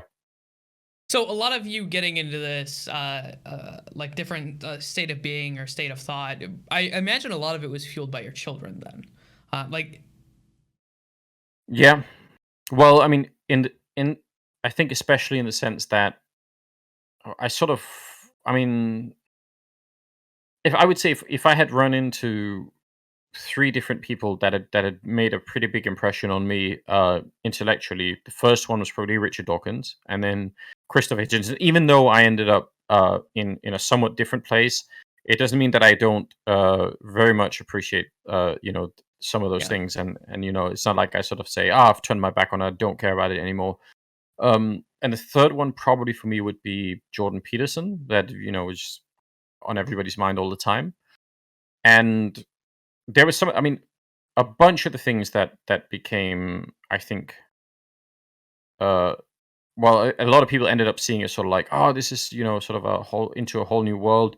I felt like I recognized some of those things even like much earlier, and partly because of the whole Terrence McKenna angle that happened for me a couple of years before all of this sort of unfolding. But I think he had some specific example, which was something like, you kind of know that somewhere in the future, horrible things are going to happen. You know at some point your parents are going to die, um, and even that could be bended in sort of different degrees, right? Like they could die of natural causes, or it could get much worse, or and, you can let your own imagination figure out how bad can things get, and literally from one day to the next, right? So one day could be the most amazing day, and then the wrong phone call, and things really aren't working out anymore. So some part of me actually sort of thought, and I think, not just because of this, but I think this is sort of, in some sense, that was Peterson's point in bringing this up, is that you should try and make yourself into somebody who can handle that. As much as you can anyway. And I thought that was probably a good idea. And I felt like that was what I had been working on anyway. But that was a very crystallized way of sort of saying that. All of the other political stuff that he ended up, or sort of was involved in, and how people, it's completely uninteresting to me in some way. I just didn't, that wasn't very exciting for me at all. And I was kind of involved in politics for a while. Not, but just sort of in debating it. And I just find it to be such a colossal waste of time now. So, so I try to, yeah, I understand why it's important, but at the same time, it's so hard to put energy into. So yeah, it's certainly the idea that maybe one day something very bad would happen, and then that could either end your life in some sense, or you could try and be someone who could help other people in that scenario and do that. I thought that was a worthwhile sort of thing to become, and judging from the journey so far, it'll be a while, like it really is not, it's really not easy. And I find myself to be a fairly sort of calm and somewhat relaxed person, and it doesn't take like a lot of things to go wrong in a day or whatever before the, let's say, the sort of internal theater in your own mind about how things might unfold tomorrow or next week just runs completely amok. And it's interesting. So I used to teach groups about kind of like a similar thing. There's two different like analogies that I used to always use. There's the two wolves story that you hear a lot from Native Americans, that is about like you have two inner wolves inside of you, and one of them's a good one of them's a bad one. Whichever one you feed is going to be the stronger one. But I used to use a circus lion, and the idea was that you're functionally a trainer trying to train a circus lion, and every day you go in there and you train the circus lion, but you always have to be careful, because if you ever let your guard down, that lion will eat your fucking face off. So yeah, because of that, that's kind of how I've always described it to people, because it is very much like that. There are things that happen that if you let your guard down, then you can very easily fall back into these thought processes that give you into certain way that your brain wants to go. So. Yeah, and the an indirect kind of evidence that just might be true is if you then look at people who, to return to the sort of the Buddhist parallel, right? So people that spend their whole lives in, becoming expert at this one thing, is kind of like, if you can do that and continuously improve at it in some sense, it suggests that those of us who haven't, are really, really, really far away from that. Which is fine. That's okay in some sense, but but yeah, I mean, I think it's a powerful tool, even a little bit early on, like even just learning a little bit of it, and not being an expert, but just getting the first 5% is still actually useful in a bunch of Yep. situations, right? Um, yeah, and I mean, I mean, there are other problems about this that become, I think, hard to think about, or at least hard to figure out where to go with. Like, once you realize that you have absolutely no way to understand how thoughts even pop into your mind, and that actually the idea of something like free will might be a very big problem. Yeah. Things get just very interesting, and again, like, it's very weird that things work out this way. Um, but yeah, for me, I mean, I did some sort of really basic meditation. I did that for a while. I did some different breathing techniques that I found to be sort of quite useful. And then not that long ago, I think Sam Harris came out with a sort of a meditation app called Waking Up. I don't know if anyone's ever. I think you could do the first 5 or 6 or whatever courses, and then the rest you have to pay for. Um, but yeah, so I sort of like listened to that a fair bit, and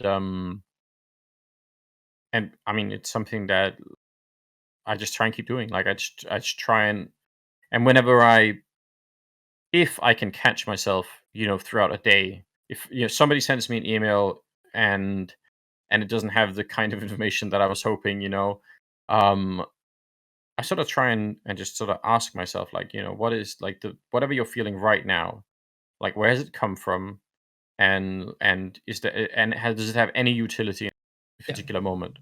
Um, and again, that definitely doesn't always work, but whenever it does, it sort of it actually does help a lot. Yeah. So that's exciting. Yeah, it also stems on like there's a therapy that is really based on like changing behavioral problems. It's called rational emotive behavioral therapy, which is actually really Mm. big that therapists use. But it uses a lot of similar concepts of trying to reroute behavioral patterns and stuff like that. Um, Yeah. so w- so Yeah. I was going to I'll. ask you. I Yes. was Go going to on. ask you if you want to go, you can. But I have a really cool question that I don't want to forget. So I'll ask it real fast, and then if you want to go into that, we can. You can come back to it. Yeah. So Yeah. kind of mentioning your kids, and you're on the road a lot. Do you ever Yeah. feel like you're missing out on their life? Yes. Yeah. A lot. And and I think the worst part about that is that the way to rationalize that in some sense is to say, oh, but you know, a little bit down the road, we can make up for some of those things in a slightly different way. Like, we will have maybe a couple of more opportunities. We can travel around together more. Walter's 4 now, but I try and imagine, okay, but when he's like 8, 10, 12, like then going to Dubai or Shanghai will be really cool. Um, which is in some sense like, there's a very bad rationalization based on the idea that maybe not, right? Yeah, I mean, so yeah, it definitely there's a lot of that. And I mean, another way to rationalize is to say, well, all kinds of kids have parents that do different things. I mean, think about everybody who serves in the military. Yep. And in some sense, that's obviously a much worse predicament, just based on the nature of that kind of work. Um, so yeah, you find different ways to try and say it's and the other thing is that's all he's known. Is that sometimes dad will go away and then he'll come back again. And we can live in an age where you can Skype each other and stuff like that. So it's not, but yeah, definitely there are definitely moments when you think this is really a costly thing that I'm doing right now. And I don't know. I think hopefully in 10 years, you'll look back and you'll say this is really all worth it. And hopefully, more than me thinking that, hopefully he will feel something similar. Um, yeah, like, I try and really, really, really try and pick and sort of keep as close an eye as I can on sort of mentally how he's doing. And I it's hard to sort of, but if I started to feel like he was, let's say, slipping in some way, like if I started to feel like he was emotionally changing, he was acting out more, he was getting in more fights, or he wasn't sleeping well, or like any kind of things like that. I feel like that would probably force me to make a pretty immediate decision about how the future would look then. Because I think it's one thing to travel away, but I mean, it's not like he's spending, if I'm away for a week, he's not spending that week, worried, sick about where I am, right? Most of the time, he's just occupied doing a bunch of other things, But if it became different, I think then that would be indefensible. Then you would have to say, well, it can't be at the cost of him in that sense. So yeah, there's definitely a lot, and it's it's tricky as well because it's something that when then people sort of, let's say you get criticism about your work, or people say, I don't feel like he's putting in like, as much effort, or I feel like maybe, maybe he doesn't care to the same extent. And you think, my God, like if you knew how, how much it costs to be here, the idea that now you're then on top saying that, maybe I don't believe in it enough or something.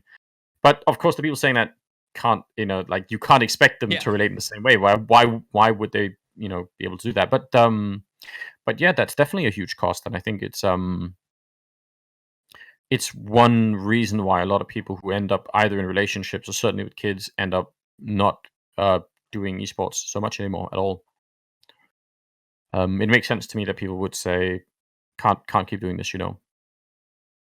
How long do you want to keep doing this? Like, 'cause, I mean, you do have your kids, and you are gone away a lot. I imagine that as they get older, my thought process, you will probably take less jobs, is most likely, so that way you can be around them more, or you will take ones that are like, you won't lower your standards at all, and it needs to be this standard if I'm going to do this because my family is important.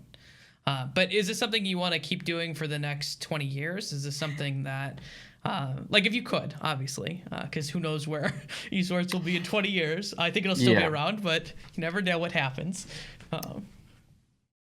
Yeah, I definitely want to. I mean, there's something really fun and really just something creative kind of fun, and just a general kind of fun, and especially in arenas with big audiences, there's sort of a crazy community shared kind of fun that happens that you really can't sort of easily replicate, I think, anywhere. So I don't think I will ever not want to do, especially that part. There is a weird, let's say, ecosystem problem in esports right now, which is really nobody's fault, but it's just, if let's say I accept 100% of the jobs that I'm offered, which is what I did in the beginning, and what most people who are, especially people who are sort of clawing their way into the scene or trying to make a name for themselves or want to sort of become the next big thing, that's the way to do it. You just say yes to everything, even if that means just never being home and an endless amount of travel and all the rest. You just do it because you need to get that's your name out there as much as you can. Yeah. But then if you say, actually, I'm going to try and only say yes to about 70% of the jobs that I get offered, because, well, for a bunch of different reasons. One is, mentally I might just stay alive a little bit longer if I do that. Another reason might be maybe I can increase my value by not being everywhere, because I sort of dilute myself. Maybe it's better if I'm only in certain, higher tier tournaments or something. Um, and then the problem becomes, as soon as you do that, you first of all make room for a bunch of other people who can now, effectively compete against you. So that's one thing.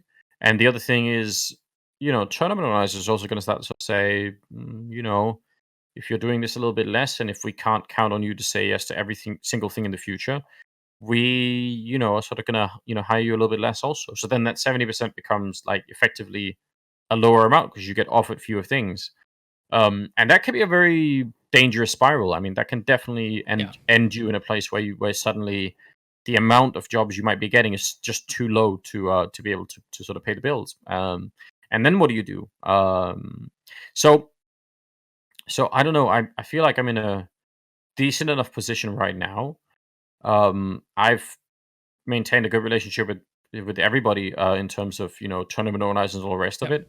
And there are probably a bunch of other jobs that I could do in this industry if really nobody wanted to hire me for any events anymore. and then so one consideration in terms of like cutting down on it, is family related. Yeah. And then another one is also having time to do other things. I don't know if I mentioned this, but one thing that I have a hard time. So controlling negative thoughts and thinking about those things, that can be tricky. I have a very hard time controlling weird and crazy ideas that sort of pop into my head, and that usually means that I have like at least 10 different odd projects in my mind that I kind of want to build at some point in the future.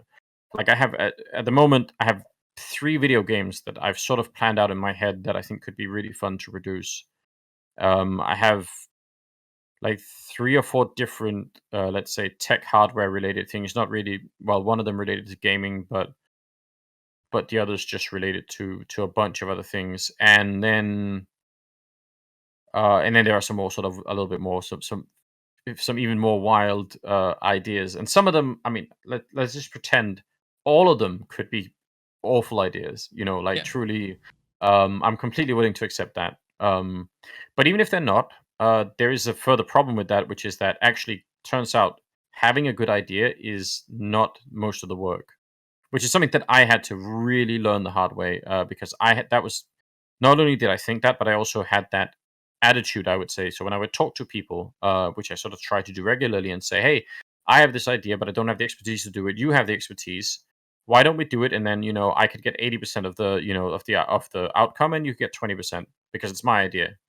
And it turns out you go to anybody with that attitude, and they'll say, "No, I mean, certainly not if you're not also willing to work to Yeah. produce it. But even if you are, you can't do this without me. And I can, ideas can be found in and that's a very weird sort of clash of different people. And I didn't even know that, so I just, I don't know. I think I had a very bad mindset on that particular front. But I mean, one thing that I'm doing now is I'm building this software project, and Yep. that, I mean, in some sense, that for me, that has been one of the massive lessons for me, is just realizing, wow, there's like all these other areas of people working on things, and my mind works in a particular way when it comes to coming up with ideas, and that can be very beneficial in a particular uh, set of circumstances. Yeah. But there's sort of all these other things. But Well, I that's yeah, kind go of what I on. was alluding to, is that because starting up like your own software, or like your own company, some could take that as maybe Anders is saying, I need something else so I can be home more often, because that is something that allows you to be home more often. And when I first heard that, I was like, I wonder if maybe he still wants to do some casting. I don't think that you will ever not want to cast. That is what I will say. I think that you, for the Yeah, rest of your life, no matter what happens, you will always want to cast. But I yeah, think that having children is such an experience that you can't really describe. And I don't have children, but I've seen people's lives literally change by having this little creature like that is yeah, now something they have to take care of. And to some degree, I know that your children are by far some of the most important things in your life. yeah, And that shifts the way that you look at things. You're starting, like, yes, you value casting, but if you were to say, hey, if you had to choose between your children and casting without even missing a beat, I think you would choose your children. I think that you'd, like, yeah. 100% would go that way. And that's Well, what I mean. yeah, and I mean, I mean, assuming you're like a normally functioning person, Yeah. you couldn't choose the other thing anyway, because I mean, that would sort of destroy your life just, like soon afterwards. So that it isn't even like a real choice in some sense. I'm trying to think of like a good way to try and sort of explain this. Well, one problem is the software company is actually taking up more of my time than the time I've taken off casting. In some horrible twist, I'm happy because I really love doing this. Like the environment I get to work in now is just amazing. And it's in some ways, I was going to say that actually. So I put out a tweet a while ago that said something like, sort of my dream world is one in which I can come up with all the crazy ideas, and on my phone I just have like an endless list of people, so someone who's like a an astrophysicist, someone who's a biochemical engineer, someone like I just have everybody on like maybe even in just one shared Discord room that I can just sort of go and say, hey, I thought maybe we could build this particular kind of thing. Wouldn't it be interesting if if we could build a new kind of motor vehicle that that can do this, that, and the other thing, and then people could just shoot it down, or maybe when you're one in 1,000 times, they'll say, "Oh, actually, maybe that does make sense." So that, like, if I had to sort of construct a complete dream world, I would love to work in that kind of environment where I could sort of get to work with all these different people that have different expertises. And now I get to work with sort of software engineers, people who are really good graphics, really good at sort of different kinds of development, and that's incredibly enjoyable. Like, I really love doing that. And part of me wants to sort of like my dream is that if this works out and if this becomes a success, and I mean, I think we have a really good shot at doing this, then that will enable me to do even more. Even though that will take some time now because the size of the project that we're building is unbelievable. But yeah, like I really enjoy working with all these different people and doing all these different things. It just has taken up more time than I've actually taken off. So that was a bit of a failure in calculation in some sense. But at least I'm home in the evening, Yeah, that's what I mean. Like, the amount of time you're like at home is, you might not get to spend that like quality time, but to try and outline a little bit what it looks like now is that, like, in the past I would go away for a week, then I would come home, and let's say I was home for a week, when then I was really home, and I could play video games and do some streaming every once in a while, or do some theory craft videos, all these things, and then I would go away again. But then I would really be home sort of full time. Now I sort of I gotta sort of go to the office and do work and meetings, until it's like 4 or 5 in the evening, and then I come home and I try and eat some dinner, or something, and then I go and work until it's like 11 or something. So I mean, the amount of time that it takes up compared to before is really outrageous. But in a good way. Like, I'm definitely not complaining. And I don't feel any way sort of worn out or burned out by it. I just desperately want to take it to the next level, because I think if we can do that, then a lot of this will make sense to people suddenly, and I think people will have a very different perspective on a lot of what's been going on. So okay, I can't tell me things, so it's okay. Like, I want to know so badly, but I also know you can't tell me, so I'm not even gonna bother. So I have kind of a hard question, and this is actually one of the few questions that I actually have about your Counter-Strike career. Because I mean, frankly, if anyone wants to delve into your Counter-Strike career, they could literally just go on YouTube and they could find lots of things. One of the things that I had heard, and this was related to like both Counter-Strike and League of Legends, is that there was actually kind of a prevalent drug scene that and party scene that actually happened behind the scenes. Okay, and this is something you don't really ever hear about or hear talked about, and I don't know how much it is there today or how much it has gotten better. How prevalent was it? When you say was, like, how, when are we? I mean, when are we talking? Like 2 years ago? Or... Let's since you got into Counter-Strike, how has it changed or progressed since then? I don't know. I would say we'd probably have to define drugs first of all as a category. So let's say not weed and not alcohol. Right. So I would define. I mean, I would define alcohol as a drug for sure. And I would, and cannabis too. But cannabis in some senses just become almost mainstream. Except I have a bunch of different opinions about that too. I mean, I'm generally in favor of it, but but not in the ultra enthusiastic way that people sometimes tend to approach that thing, which I think is irresponsible. I can't really put it differently, but so yeah, I would say. I mean, I would say even alcohol has certainly been a problem at times for people's ability to do a really good job. But there's a historical context to that, in my opinion, and that has to do with, like, let's say you get hired by Turner Broadcasting in the US, and they say we're going to be live on national broadcasting on Friday at this and this time, implicitly you're not going to go out drinking the night before. Yeah. And if you were dumb enough to try and do that, and somehow that showed in some way, like there would be no tolerance for that, and there should be no tolerance for that, because in some sense that is like that's just, well, I mean, I think it goes without saying that would be sort of outrageous. Yeah. I'm not talking about somebody having a beer at the bar or something. It's not just that kind of thing, but like full on getting like really, really, really drunk. Yeah, like to the point where you are feeling it the next day for. Yeah, like that kind of thing, not acceptable.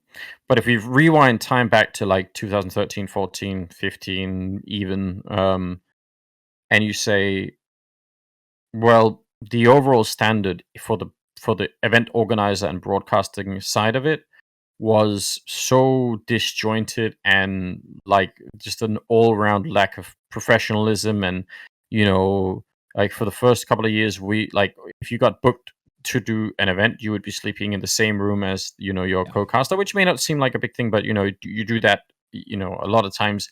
You sort of start to get a little bit crazy, because you're like, I'm either on a plane or I'm in a hotel room with somebody else, and and I'm also around this person all the time, and you sort of need a little bit of space, right?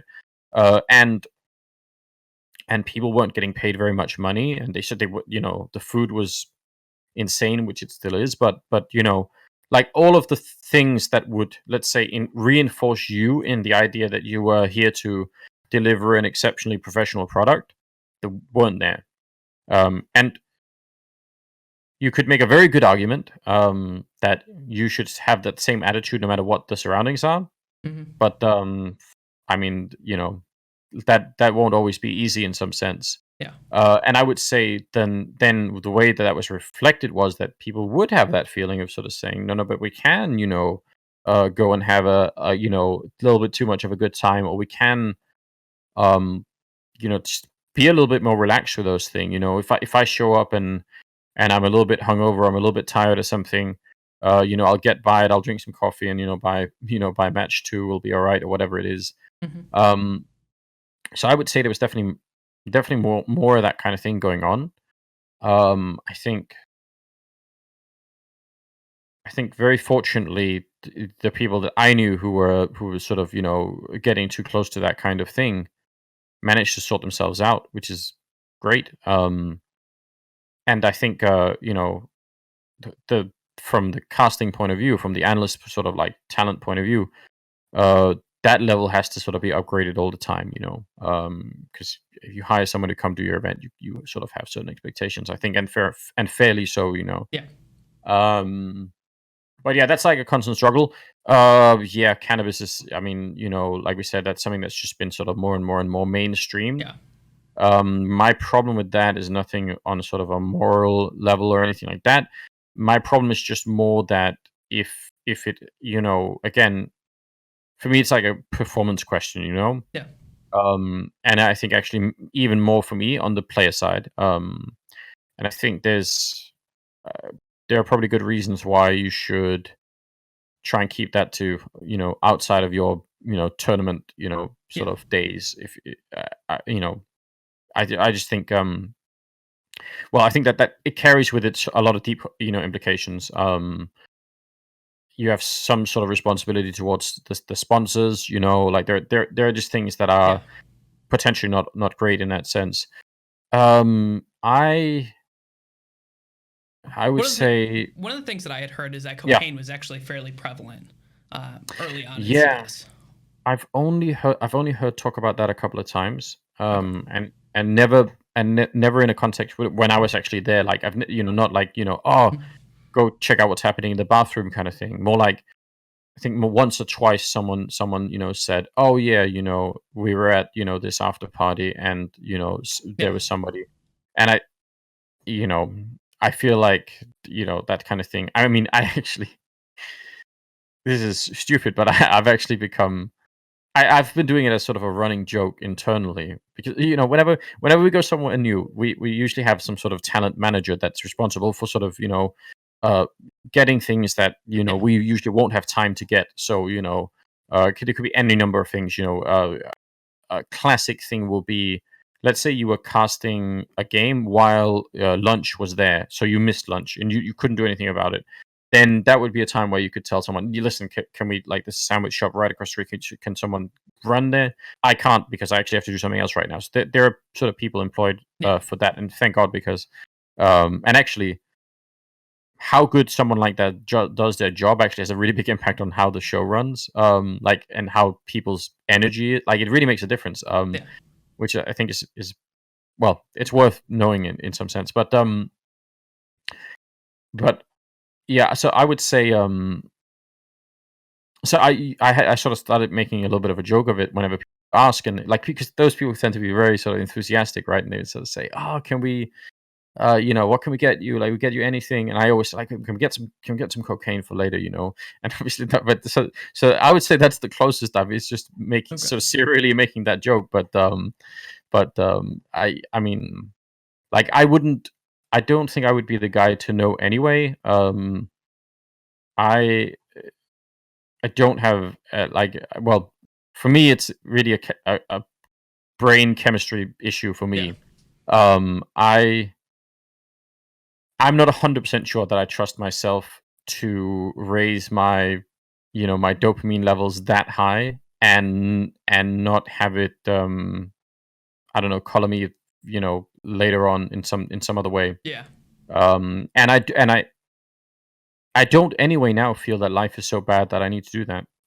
So it's not that I don't believe in people who've done it, who say that it feels amazing. I'm sure it does, but yeah, I just so I think maybe for that exact question, I would be one of the people that would, where it wouldn't be immediately, like, I wouldn't be the guy you invited to do that anyway, I think.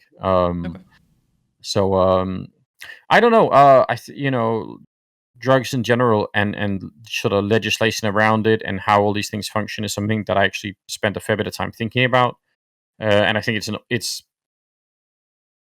kind of an awful area because of how hard it is to talk about, and the fact that you can't talk about it means you can't have, you can't actually have responsible conversations. Like, it actually becomes a huge barrier to even, let's say, explaining basic things to people. Also about how, even how something works, but also, like, yeah, I think the whole philosophy around it, and I think that's becoming more and more and more widely known. Maybe the war on drugs wasn't actually much of a success at all, but it still feels like it's pretty far away before we can start to have really adult conversations about these things. So that's unfortunate. Yeah, another thing I was going to ask you is, people always, okay, so this is kind of like a pet peeve of mine. Everyone always brings up, well, what about players using performance enhancing things? And most often people refer to, like, Adderall or Ritalin, which, by the way, ever catching those, having worked in a drug court where we tested for those, the half-life on Ritalin and Adderall is actually fairly quick, and it can be very, very hard to actually catch those things. So on that point, it is kind of crappy. So, but is that something that is actually a problem? I know in Overwatch, to the best of my knowledge, and maybe I was just not a person who was told anything. To the best of my knowledge, most people were not doing it. Well, I think the chances are as well that if you gave that to 50 different players, some of them would find that it was very hard to play the games, while on that, because maybe they would get sucked into a particular kind of detail, or like, they would have a harder time keeping a more global perspective on what was going on, or something like that. I actually haven't tried either Ritalin or Adderall, so I'm just going off of raw explanations. Those two aren't drugs that, in my mind, I would be sort of like scared of in the same way that I would cocaine. But but the problems that I would that you would need Ritalin and Adderall to solve, I would rather try and solve, through diet and exercise, things like that. Or with smaller interventions. I have a sort of side interest in, like, it's kind of hard to explain where the line is drawn between these things, but drugs seems like it's a very sort of, including medicine, let's say, are sort of a thing that people have an idea of. But there's this whole new field called nootropics, which are I mean, it could be anything from people, just, green tea could be a nootropic, right? It contains something called L-theanine, which, has become a fairly popular thing, especially in combination with, caffeine, because it sort of takes some of the, let's say, jitteriness of caffeine away.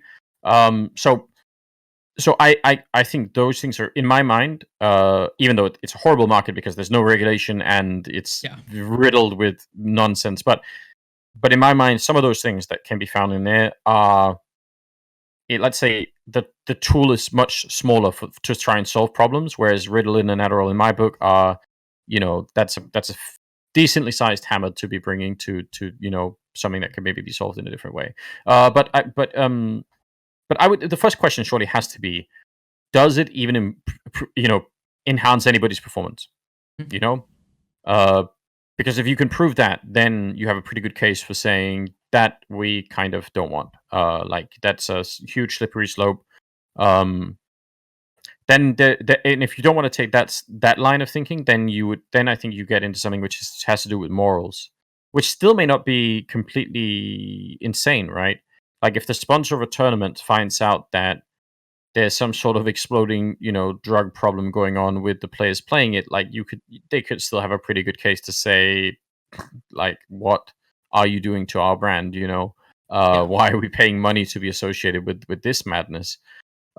So that's fair enough. But I mean, there was some concern for me anyway, which was something like, what happens? And I never really figured out how this would work, although I suspect that it would work. It would work, that nothing would happen. But what if you test someone for Ritalin or Adderall and you find out that they have cannabis in the system, and that could last for a long time, right? So what do you do then? Do you feel morally obligated to do something, or do you, like, I don't know how that would work, but I don't obviously want the tournament organizers to be sort of functional parents and lecturing people, like, so I don't know. I would say happily, it's not something that I actually think is a problem. Like I've never seen anyone do it. I've never talked like I said, to anyone. Overwatch, I didn't think it was like, I saw people bring it up all the time, and I was like, I don't really think this is an issue.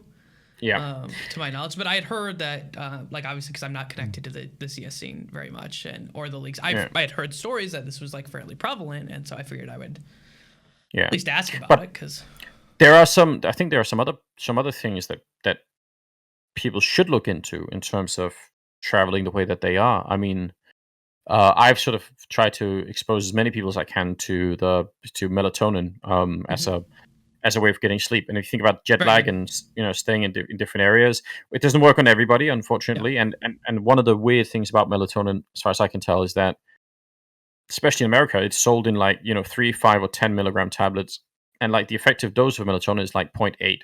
So if you take like 10 milligrams, you're taking a huge amount. And I actually haven't checked out the biochemistry in this, but I just assume that there must be a melatonin feedback mechanism that removes it. So you take that much. I wonder if you could be maybe not destroying, but messing with that system too much. But anyway, like, I think, those kind of things, if you, and, I wouldn't, that's not performance enhancing, but competitively, right? If you travel halfway around the world, you're super jet lagged, you only get 4 hours of sleep, and then you have to go play a tournament. That's not good. Like, that should be, like, again, if you were like a team and you wanted to fix certain things about your performance, then there are lots of things to look at, that can be readily solved, That would definitely be one of the things that I would recommend to players if they were going as melatonin. Like, if you're having a hard time sleeping, try melatonin, because it's legal. It's illegal, and it's something that everyone can get. And or go to the gym, like, I mean, go to the gym. If that doesn't work, take a little bit of melatonin, then, like, start there, right? Because that's just sort of an obvious thing to try and look at. But I don't know. I'm trying to think. I wonder if there would be in the future some sort of booming sort of performance drug thing. I'm not 100% sure, but I think anyway. I think because of the growing nootropics market, and because I quietly am of the opinion that we are silently right on the edge of what I would consider a sort of pharmaceutical revolution anyway, I suspect our view on much of this will be changed soon anyway. So I think much of this will be in some sense history in in the next 20 years or something. 20 years. Well, I mean, it's hard to say. Think about 20 years. So, well, I so mean, old. in some sense, that's a long time, but it's also not, right? Yeah, no, it really isn't. Like I think like 20 years did not take that long to go through for me. So, but Yeah. it is getting close on that. I just want something where I can stop age. Like when I get to an age that looks like their 20s, to stop aging and live forever, I'd be okay with that. Oh yeah, I mean, you say that, but obviously, if you could, I mean, especially if you're the only one that could, then living Only forever one, would be yeah. I and don't that would be want. an unbelievable disaster, wouldn't it? I'd be okay with it. I think I'd be okay with it for like 500 years, and then I think I'd start to lose my mind. But I think I can make it to the like, 500-year mark. well, okay, so let's say you're just now entering year 300, Yeah. and you've cultivated and lost everyone you've ever known. Yeah. Like, what is your? Why would you learn? Why would you like figure out new people to get to know? Like once you've gone through that a couple of times, where like your best friend is no longer there, but you have to like, I feel like that would be a real nightmare. I think I can make it 500 years. I think it would get to the point where I'd want to try everything in the world, and after that point is maybe where I would like and try to get like proficient, fairly proficient in everything. I think that would be my goal. What are the chances that you wouldn't just postpone it because you could always just do it, in the next 50 years? Like I would be so maybe. My personality, I don't know if I could do that. I think I'd go crazy. I would in no way trust myself to not completely screw that up. It's not saying I want off this planet or anything, but I don't know. It's hard for me to imagine that would be a good time. I actually think that would be a little bit scary. So yeah, I don't know. Odd thoughts. Odd thoughts with Anders and Blake. That's a new show incoming. They're good things to think about every once in a while, right? Just for a little bit, at least. Yeah, just a little bit. So I have a couple more questions. We're almost. I've kept you a long time. It's good. You're gonna break Sir Scoot's record, I think. So. Oh, I haven't watched the one with Scott yet, but I really want to. It's good. I will do that. I thought it was really good. It's 3 hours though. I broke it over 2 parts. I don't know if I'm gonna break this over 2 parts. I don't think I am. Just because it's easier to just drop one. But yeah. So one of the questions I had, and it's actually one of the things I asked Scott too. Esports is a very interesting thing, and we've seen it grow over the years, and the way that it has kind of changed warp has been very, very quick, and a lot of times it's scary, and some people mention like bubbles and stuff like that. And to be honest, I don't know. I'm not someone involved in economics. I know that the way that the ROI and stuff looks for like some things like Overwatch, it terrifies me. I think it'll last for a while, and I don't know what effect it will have upon anything else other than like Overwatch. And I hear like the franchising of Call of Duty with their $25 million buy-in. Another thing that scares me, but that's a lot of money that I can't even imagine. So maybe that's why. What do you think is one of the fundamental like problems of esports? Like, what are things that we should actually be kind of worried about and talking about and trying to look to change? There are a couple of problems that are derivative problems, as far as I can tell, that sort of stem from higher up, and I would say the highest level of this problem has to do with the internet and advertising. Somewhere back in the early days, mid 90s or whatever, if you went to like a website back then, people think that you need ad block now, but I mean back then it was really fully mental, right? And I think maybe this would have happened anyway, but the version of the story that I tell myself is that because of the complete betrayal of the trust of any consumer back then, sort of forced something like adblock to come along, and sort of and it just like it took away what maybe could have been a some sort of channel for advertising, and just made that very unlikely that was ever going to be a continuous thing. So, but I mean, the problem of advertising goes, as far as I can tell, really, really far. It's not 100% clear. Like in TV, right? Yeah. You have sort of very specific time slots during the day when you know how much those cost, and the way that that, it may be, it could be that it's slightly different now when you have like more digital TVs that are hooked up to the internet and everything else. But But not that long ago, when people just had their normal satellite kind of thing or whatever, or cable TV, how you do ratings is you call a bunch of house homes and you say, "What are you watching on TV right now?" And then but you don't, in a country like America, you don't call a million people, right? You just call like 1,000 of them, and then you just extrapolate. You just say, well, this is sort of roughly the distribution, so we'll assume that these are sort of roughly the ratings. I'm sure it's become more sophisticated since, but Yeah. it doesn't really change the fact that no matter how good the measurement is, you can't know what those people are doing. Like, they may be on the channel and have the TV turned on, but they could be looking somewhere else. I mean, and in an age of smartphones, I would say 99% chance they are. What do you do when, like, I mean, never mind the fact that nobody watches TV anymore, but if you were and a commercial came on, you just pick up your smartphone, right? Look at something immediately, right? Yeah. Absolutely no way that you would be sort of sitting through any kind of commercial block to wait for anything. And I could be, I mean, again, I'm really not an expert on TV advertising, dollars, but I doubt that the value of those ads is reflected in the fact that that specific consumer habit has changed, and and that's a problem on the TV side. But on the streaming side, for the internet, nobody's come up with a solution that solves this, right? Yeah. Pre-roll ads, which are the most expensive ones in advertising terms, that happen, before you actually get to the content that you want to watch. Everybody knows those from logging into Twitch and having, the finals of the international be blocked by, a 3 minute, commercial block, and that only has to happen once, and then you install ad block. Not advertising people should install ad block. Like, this isn't a question of trying to figure out how to force people to watch adverts because because because capitalism wants to sort of make more money or something like that. It's a it's a ecosystem funding problem. Yeah. Like, how do we make sure that the kinds of organizations that need to exist so that we can get more of this kind of content that we all enjoy can continue to function, even though the main sources of revenue that exist in sports don't exist in esports.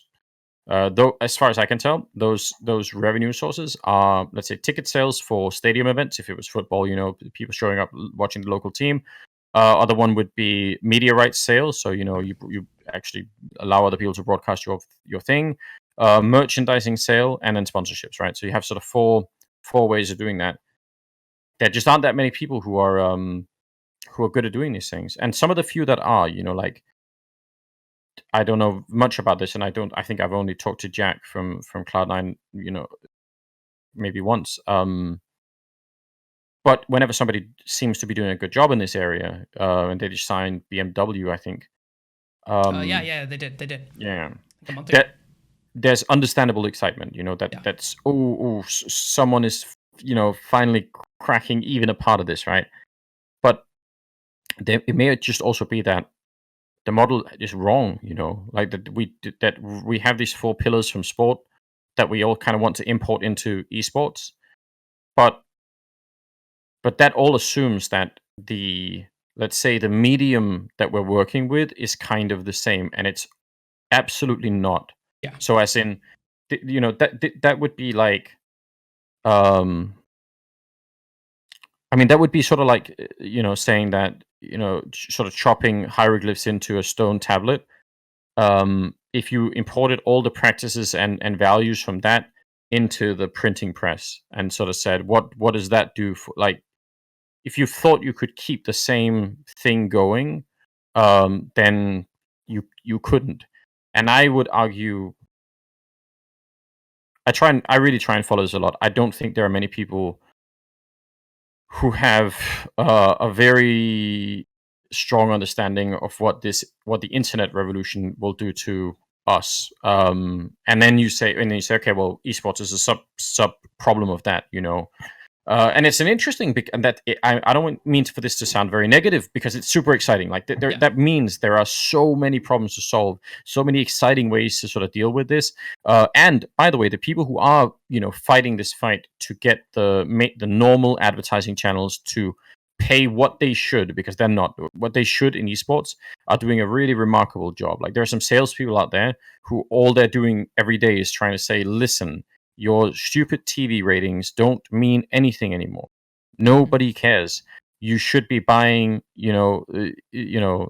esports stuff because it's better. We have, more stuff to offer, and we can maybe even track the audiences more reliably. I mean, I don't know how many much people keep an eye on these kind of things, but on TV, if I send an advert into a living room, I am, there could be, mom, dad, two kids watching. They all get the same advert, right?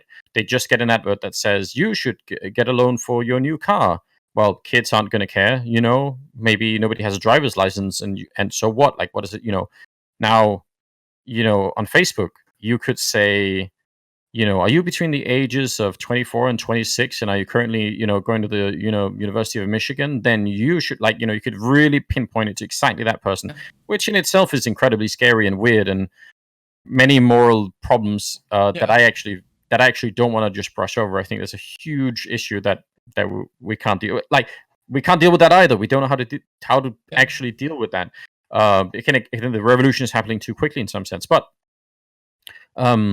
so, like, the value of how much you can segment the audience into potential customers is so outrageous, and yet that doesn't seem to be reflected, and certainly not in the level of sponsorships and all the rest of it. So, just to give a shout out to the salespeople who are working on that problem. They're really working hard on it, But I think, they're trying to solve that problem at one level of analysis, which is the immediate one. I just wonder if there's a higher level of analysis that has to do with the fundamental model, sort of saying, I mean, like, we just don't know. There's another interesting sort of comparable sport that solves this in a different way, which is UFC. I really do enjoy watching UFC. Used to do boxing a long time ago and stuff like that, but they managed to solve some of this problem by putting everything behind a paywall. Yeah. What I was actually wondering is if you thought a paywall might be something that is beneficial, at least for some of it. Yeah. I think if you even said those words as a theory, towards any community, outrage would just be so unbelievable. You have to Frank Luntz it, man. You got to get Frank Luntz in there and have him come up with a different term, like, instead of global warming, climate change, right? Just got to find that non-negative. But so that in itself is like a really interesting problem. Then there's a whole other problem, which is that the success that we've had, in some sense, has, like, all gone into the top 1%. And that means the 99%, not to try and occupy Wall Street or anything, but the 99%, which is, I think, just grotesquely underrated, and, like, just, it's overlooked to such an enormous amount that I can't even really even understand it. Is not receiving very much attention, and that carries with it, like, a whole series of problems as far as I can tell. One is, how do you get from amateur level to pro level in esports and show up at the pro level with a certain amount of skills that are actually important for you to not talking about how good you are at the game. That's also important, but we've already seen those people can get there. Those who are good at the game, they get there, great. But there are all sorts of other skills, right? Social skills, teamwork, your ability to handle certain kinds of stress. You have a Twitter account. Can you even handle that if there's a million people tweeting at you at the same time? All these are skills that, in some sense, have to be taught in people before they get there. And parents have to know that that's happening too, because why would you subject your kid to all these things if your feeling is they're not learning anything? Now, I think most of us work in it know you're learning a bunch of things, right? But it's not obvious in the same way that it's obvious if you send your kid to play basketball. Then that even if they don't make it to the NBA, they've learned a bunch of things, about teamwork, about problem solving, about handling defeats and coming back again and doing better and all the rest of it. those things are not at all obvious to people who are, not familiar with esports. And so that whole level is absurdly overlooked. And yeah, I mean, again, that's exciting because there's work to be done, but at the same time, yeah, we've got really just a lot of work. And I would say, so those are two big problems for me. The third one would be a problem that almost overlies all of these things, which is that there is kind of a esports industry, say, if you build it, they will come kind of feeling, Yes. which is something like, well, Terrifying. yeah, eventually it'll show up if we just sit back and then it'll all happen. And I know I'm fortunate to know and work with a bunch of different people in all different companies, like that work very, very hard to not to make that happen and not just wait for it. Yeah. There are a bunch of people out there as well who are kind of just waiting around and sort of saying, well, it'll sort of get here eventually. And that's just very dangerous. Like, we need to, more than anything, we need to just kill that mentality in everybody. If we do that tomorrow, so that everyone sort of woke up tomorrow and said, man, I believe and I want so much for this esports project to work. I will do everything that I can to sort of make this happen. I will just fight for it, no matter what. And I will make sure that every sponsor, every person that I come into contact with from the outside has the best possible, experience of working with the first point of contact in esports all the way through, yeah, that mentality is dangerous as far as I can tell. Yeah. So those are some of the problems. I'm sure we could think of more, but those are the ones that come to mind. Good. Threes is good. So, okay. That is, I think I have one last question. Yeah. Arguably, it is the hardest question, depending on who you are.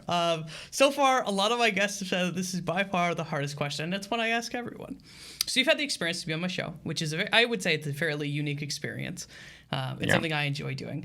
So having had the experience of being on the show, if you could recommend anyone to come on the show who is involved in esports in some capacity, they do not have to be casters, they can be players, they can be broadcast, they could be salespeople. If you had to pick one person to be on this show because you would like to hear their story, who would you pick? Yeah, I guess it has to be one person. It's unfair to just rattle off like a whole list of potential candidates. I would I'd be very tempted to go with James Lampkin of ESL, Kennegat, sometimes known as. Yeah, I think James is one of the smartest people I've met in a long time, and someone who, in some senses, is very good at keeping quite a few different layers of analysis in his mind at the same time. I sort of quietly think that that James could just as well have been employed at Google or something like that instead. So yeah, just an interesting character, and James and I share a bunch of different weird sort of hobbies. So I would say that's definitely a really good bet, I think, for someone that could be a lot of fun to listen to. Have you had? I mean, let's just say that's my pick. Okay. But I mean, I'm guessing you will have thought of Duncan as well, Thorin. Yep. As Thorin is like a dream guest that I hope to someday get on this show. Yeah, and I mean, so Duncan I consider to be a good friend of mine, and has, I think as well, a really sort of remarkable brain, and people obviously know him for all the banter on Twitter and everything else, but there's like there's a person underneath of much of that that's really interesting, and definitely someone that's worth. And in terms of sort of industry experience, if we're just talking about esports, outrageous amount of time. And so yeah, I actually let's call it a tie between those two people. So if that's fair or not, I don't know. That's fair. That's fair. I'll take it. Yeah. I make and the rules. I can change the rules. Yeah, apologies to all the people who feel overlooked if I sort It's of okay. It's just should have 3 said hours something. in. You're hoping Yeah, that yeah, everyone stays for the full 3. exactly. Oh, so do you have any shouts or anything? I don't normally give them, but if you want them, I'll let you have them. Oh man, how do you do shout outs after all of this? I don't know. No, I hope if people have been watching, I hope people will, and I will try and try and push people to do it because I really enjoyed this. I should say that actually. I think it's been great. I actually had almost, I think I said this to you when we talked the first time around, but I almost at one point just started declining all interviews that I got, especially at events. I have for at least 4 years, I have introed, like whenever somebody contacts me and says, "Hey, can we do an interview with you?" And I say yes, and then I show up and I meet the actual interviewer because usually it's through email or something. I meet them and I say, "Hey, listen, I just want to say before we go live, you can ask me any question you want. Nothing's off limits. Just whatever you feel like, just ask, and we'll see where it goes." And then people ask, just utterly mundane questions, and the same ones, like not, but like 10 interviews in a row, just the same, standard things you have to answer, and eventually I got really really really bored of that. And I thought, and so just having a different experience, I think is amazing, and I think I hope people will engage with it and continue the discussion in some way. I'm sure we covered a lot of things in this interview, um, and again, I'm an expert in none of them, so hopefully that'll make for a lot of really interesting discussions for people who may or may not be. I would appreciate that. So yeah, I appreciate. I was really glad we could do this, and maybe we could do it again sometime. I'm sure we could do another 3 hours if we wanted Oh, to. I'm sure we could. So, thank you so much for being on the show. I appreciate it. You giving your time to me. Everyone, this has been Deep Dives into the Minds of Esports. My name is Blake Panashevitz, and until next time, have a wonderful day.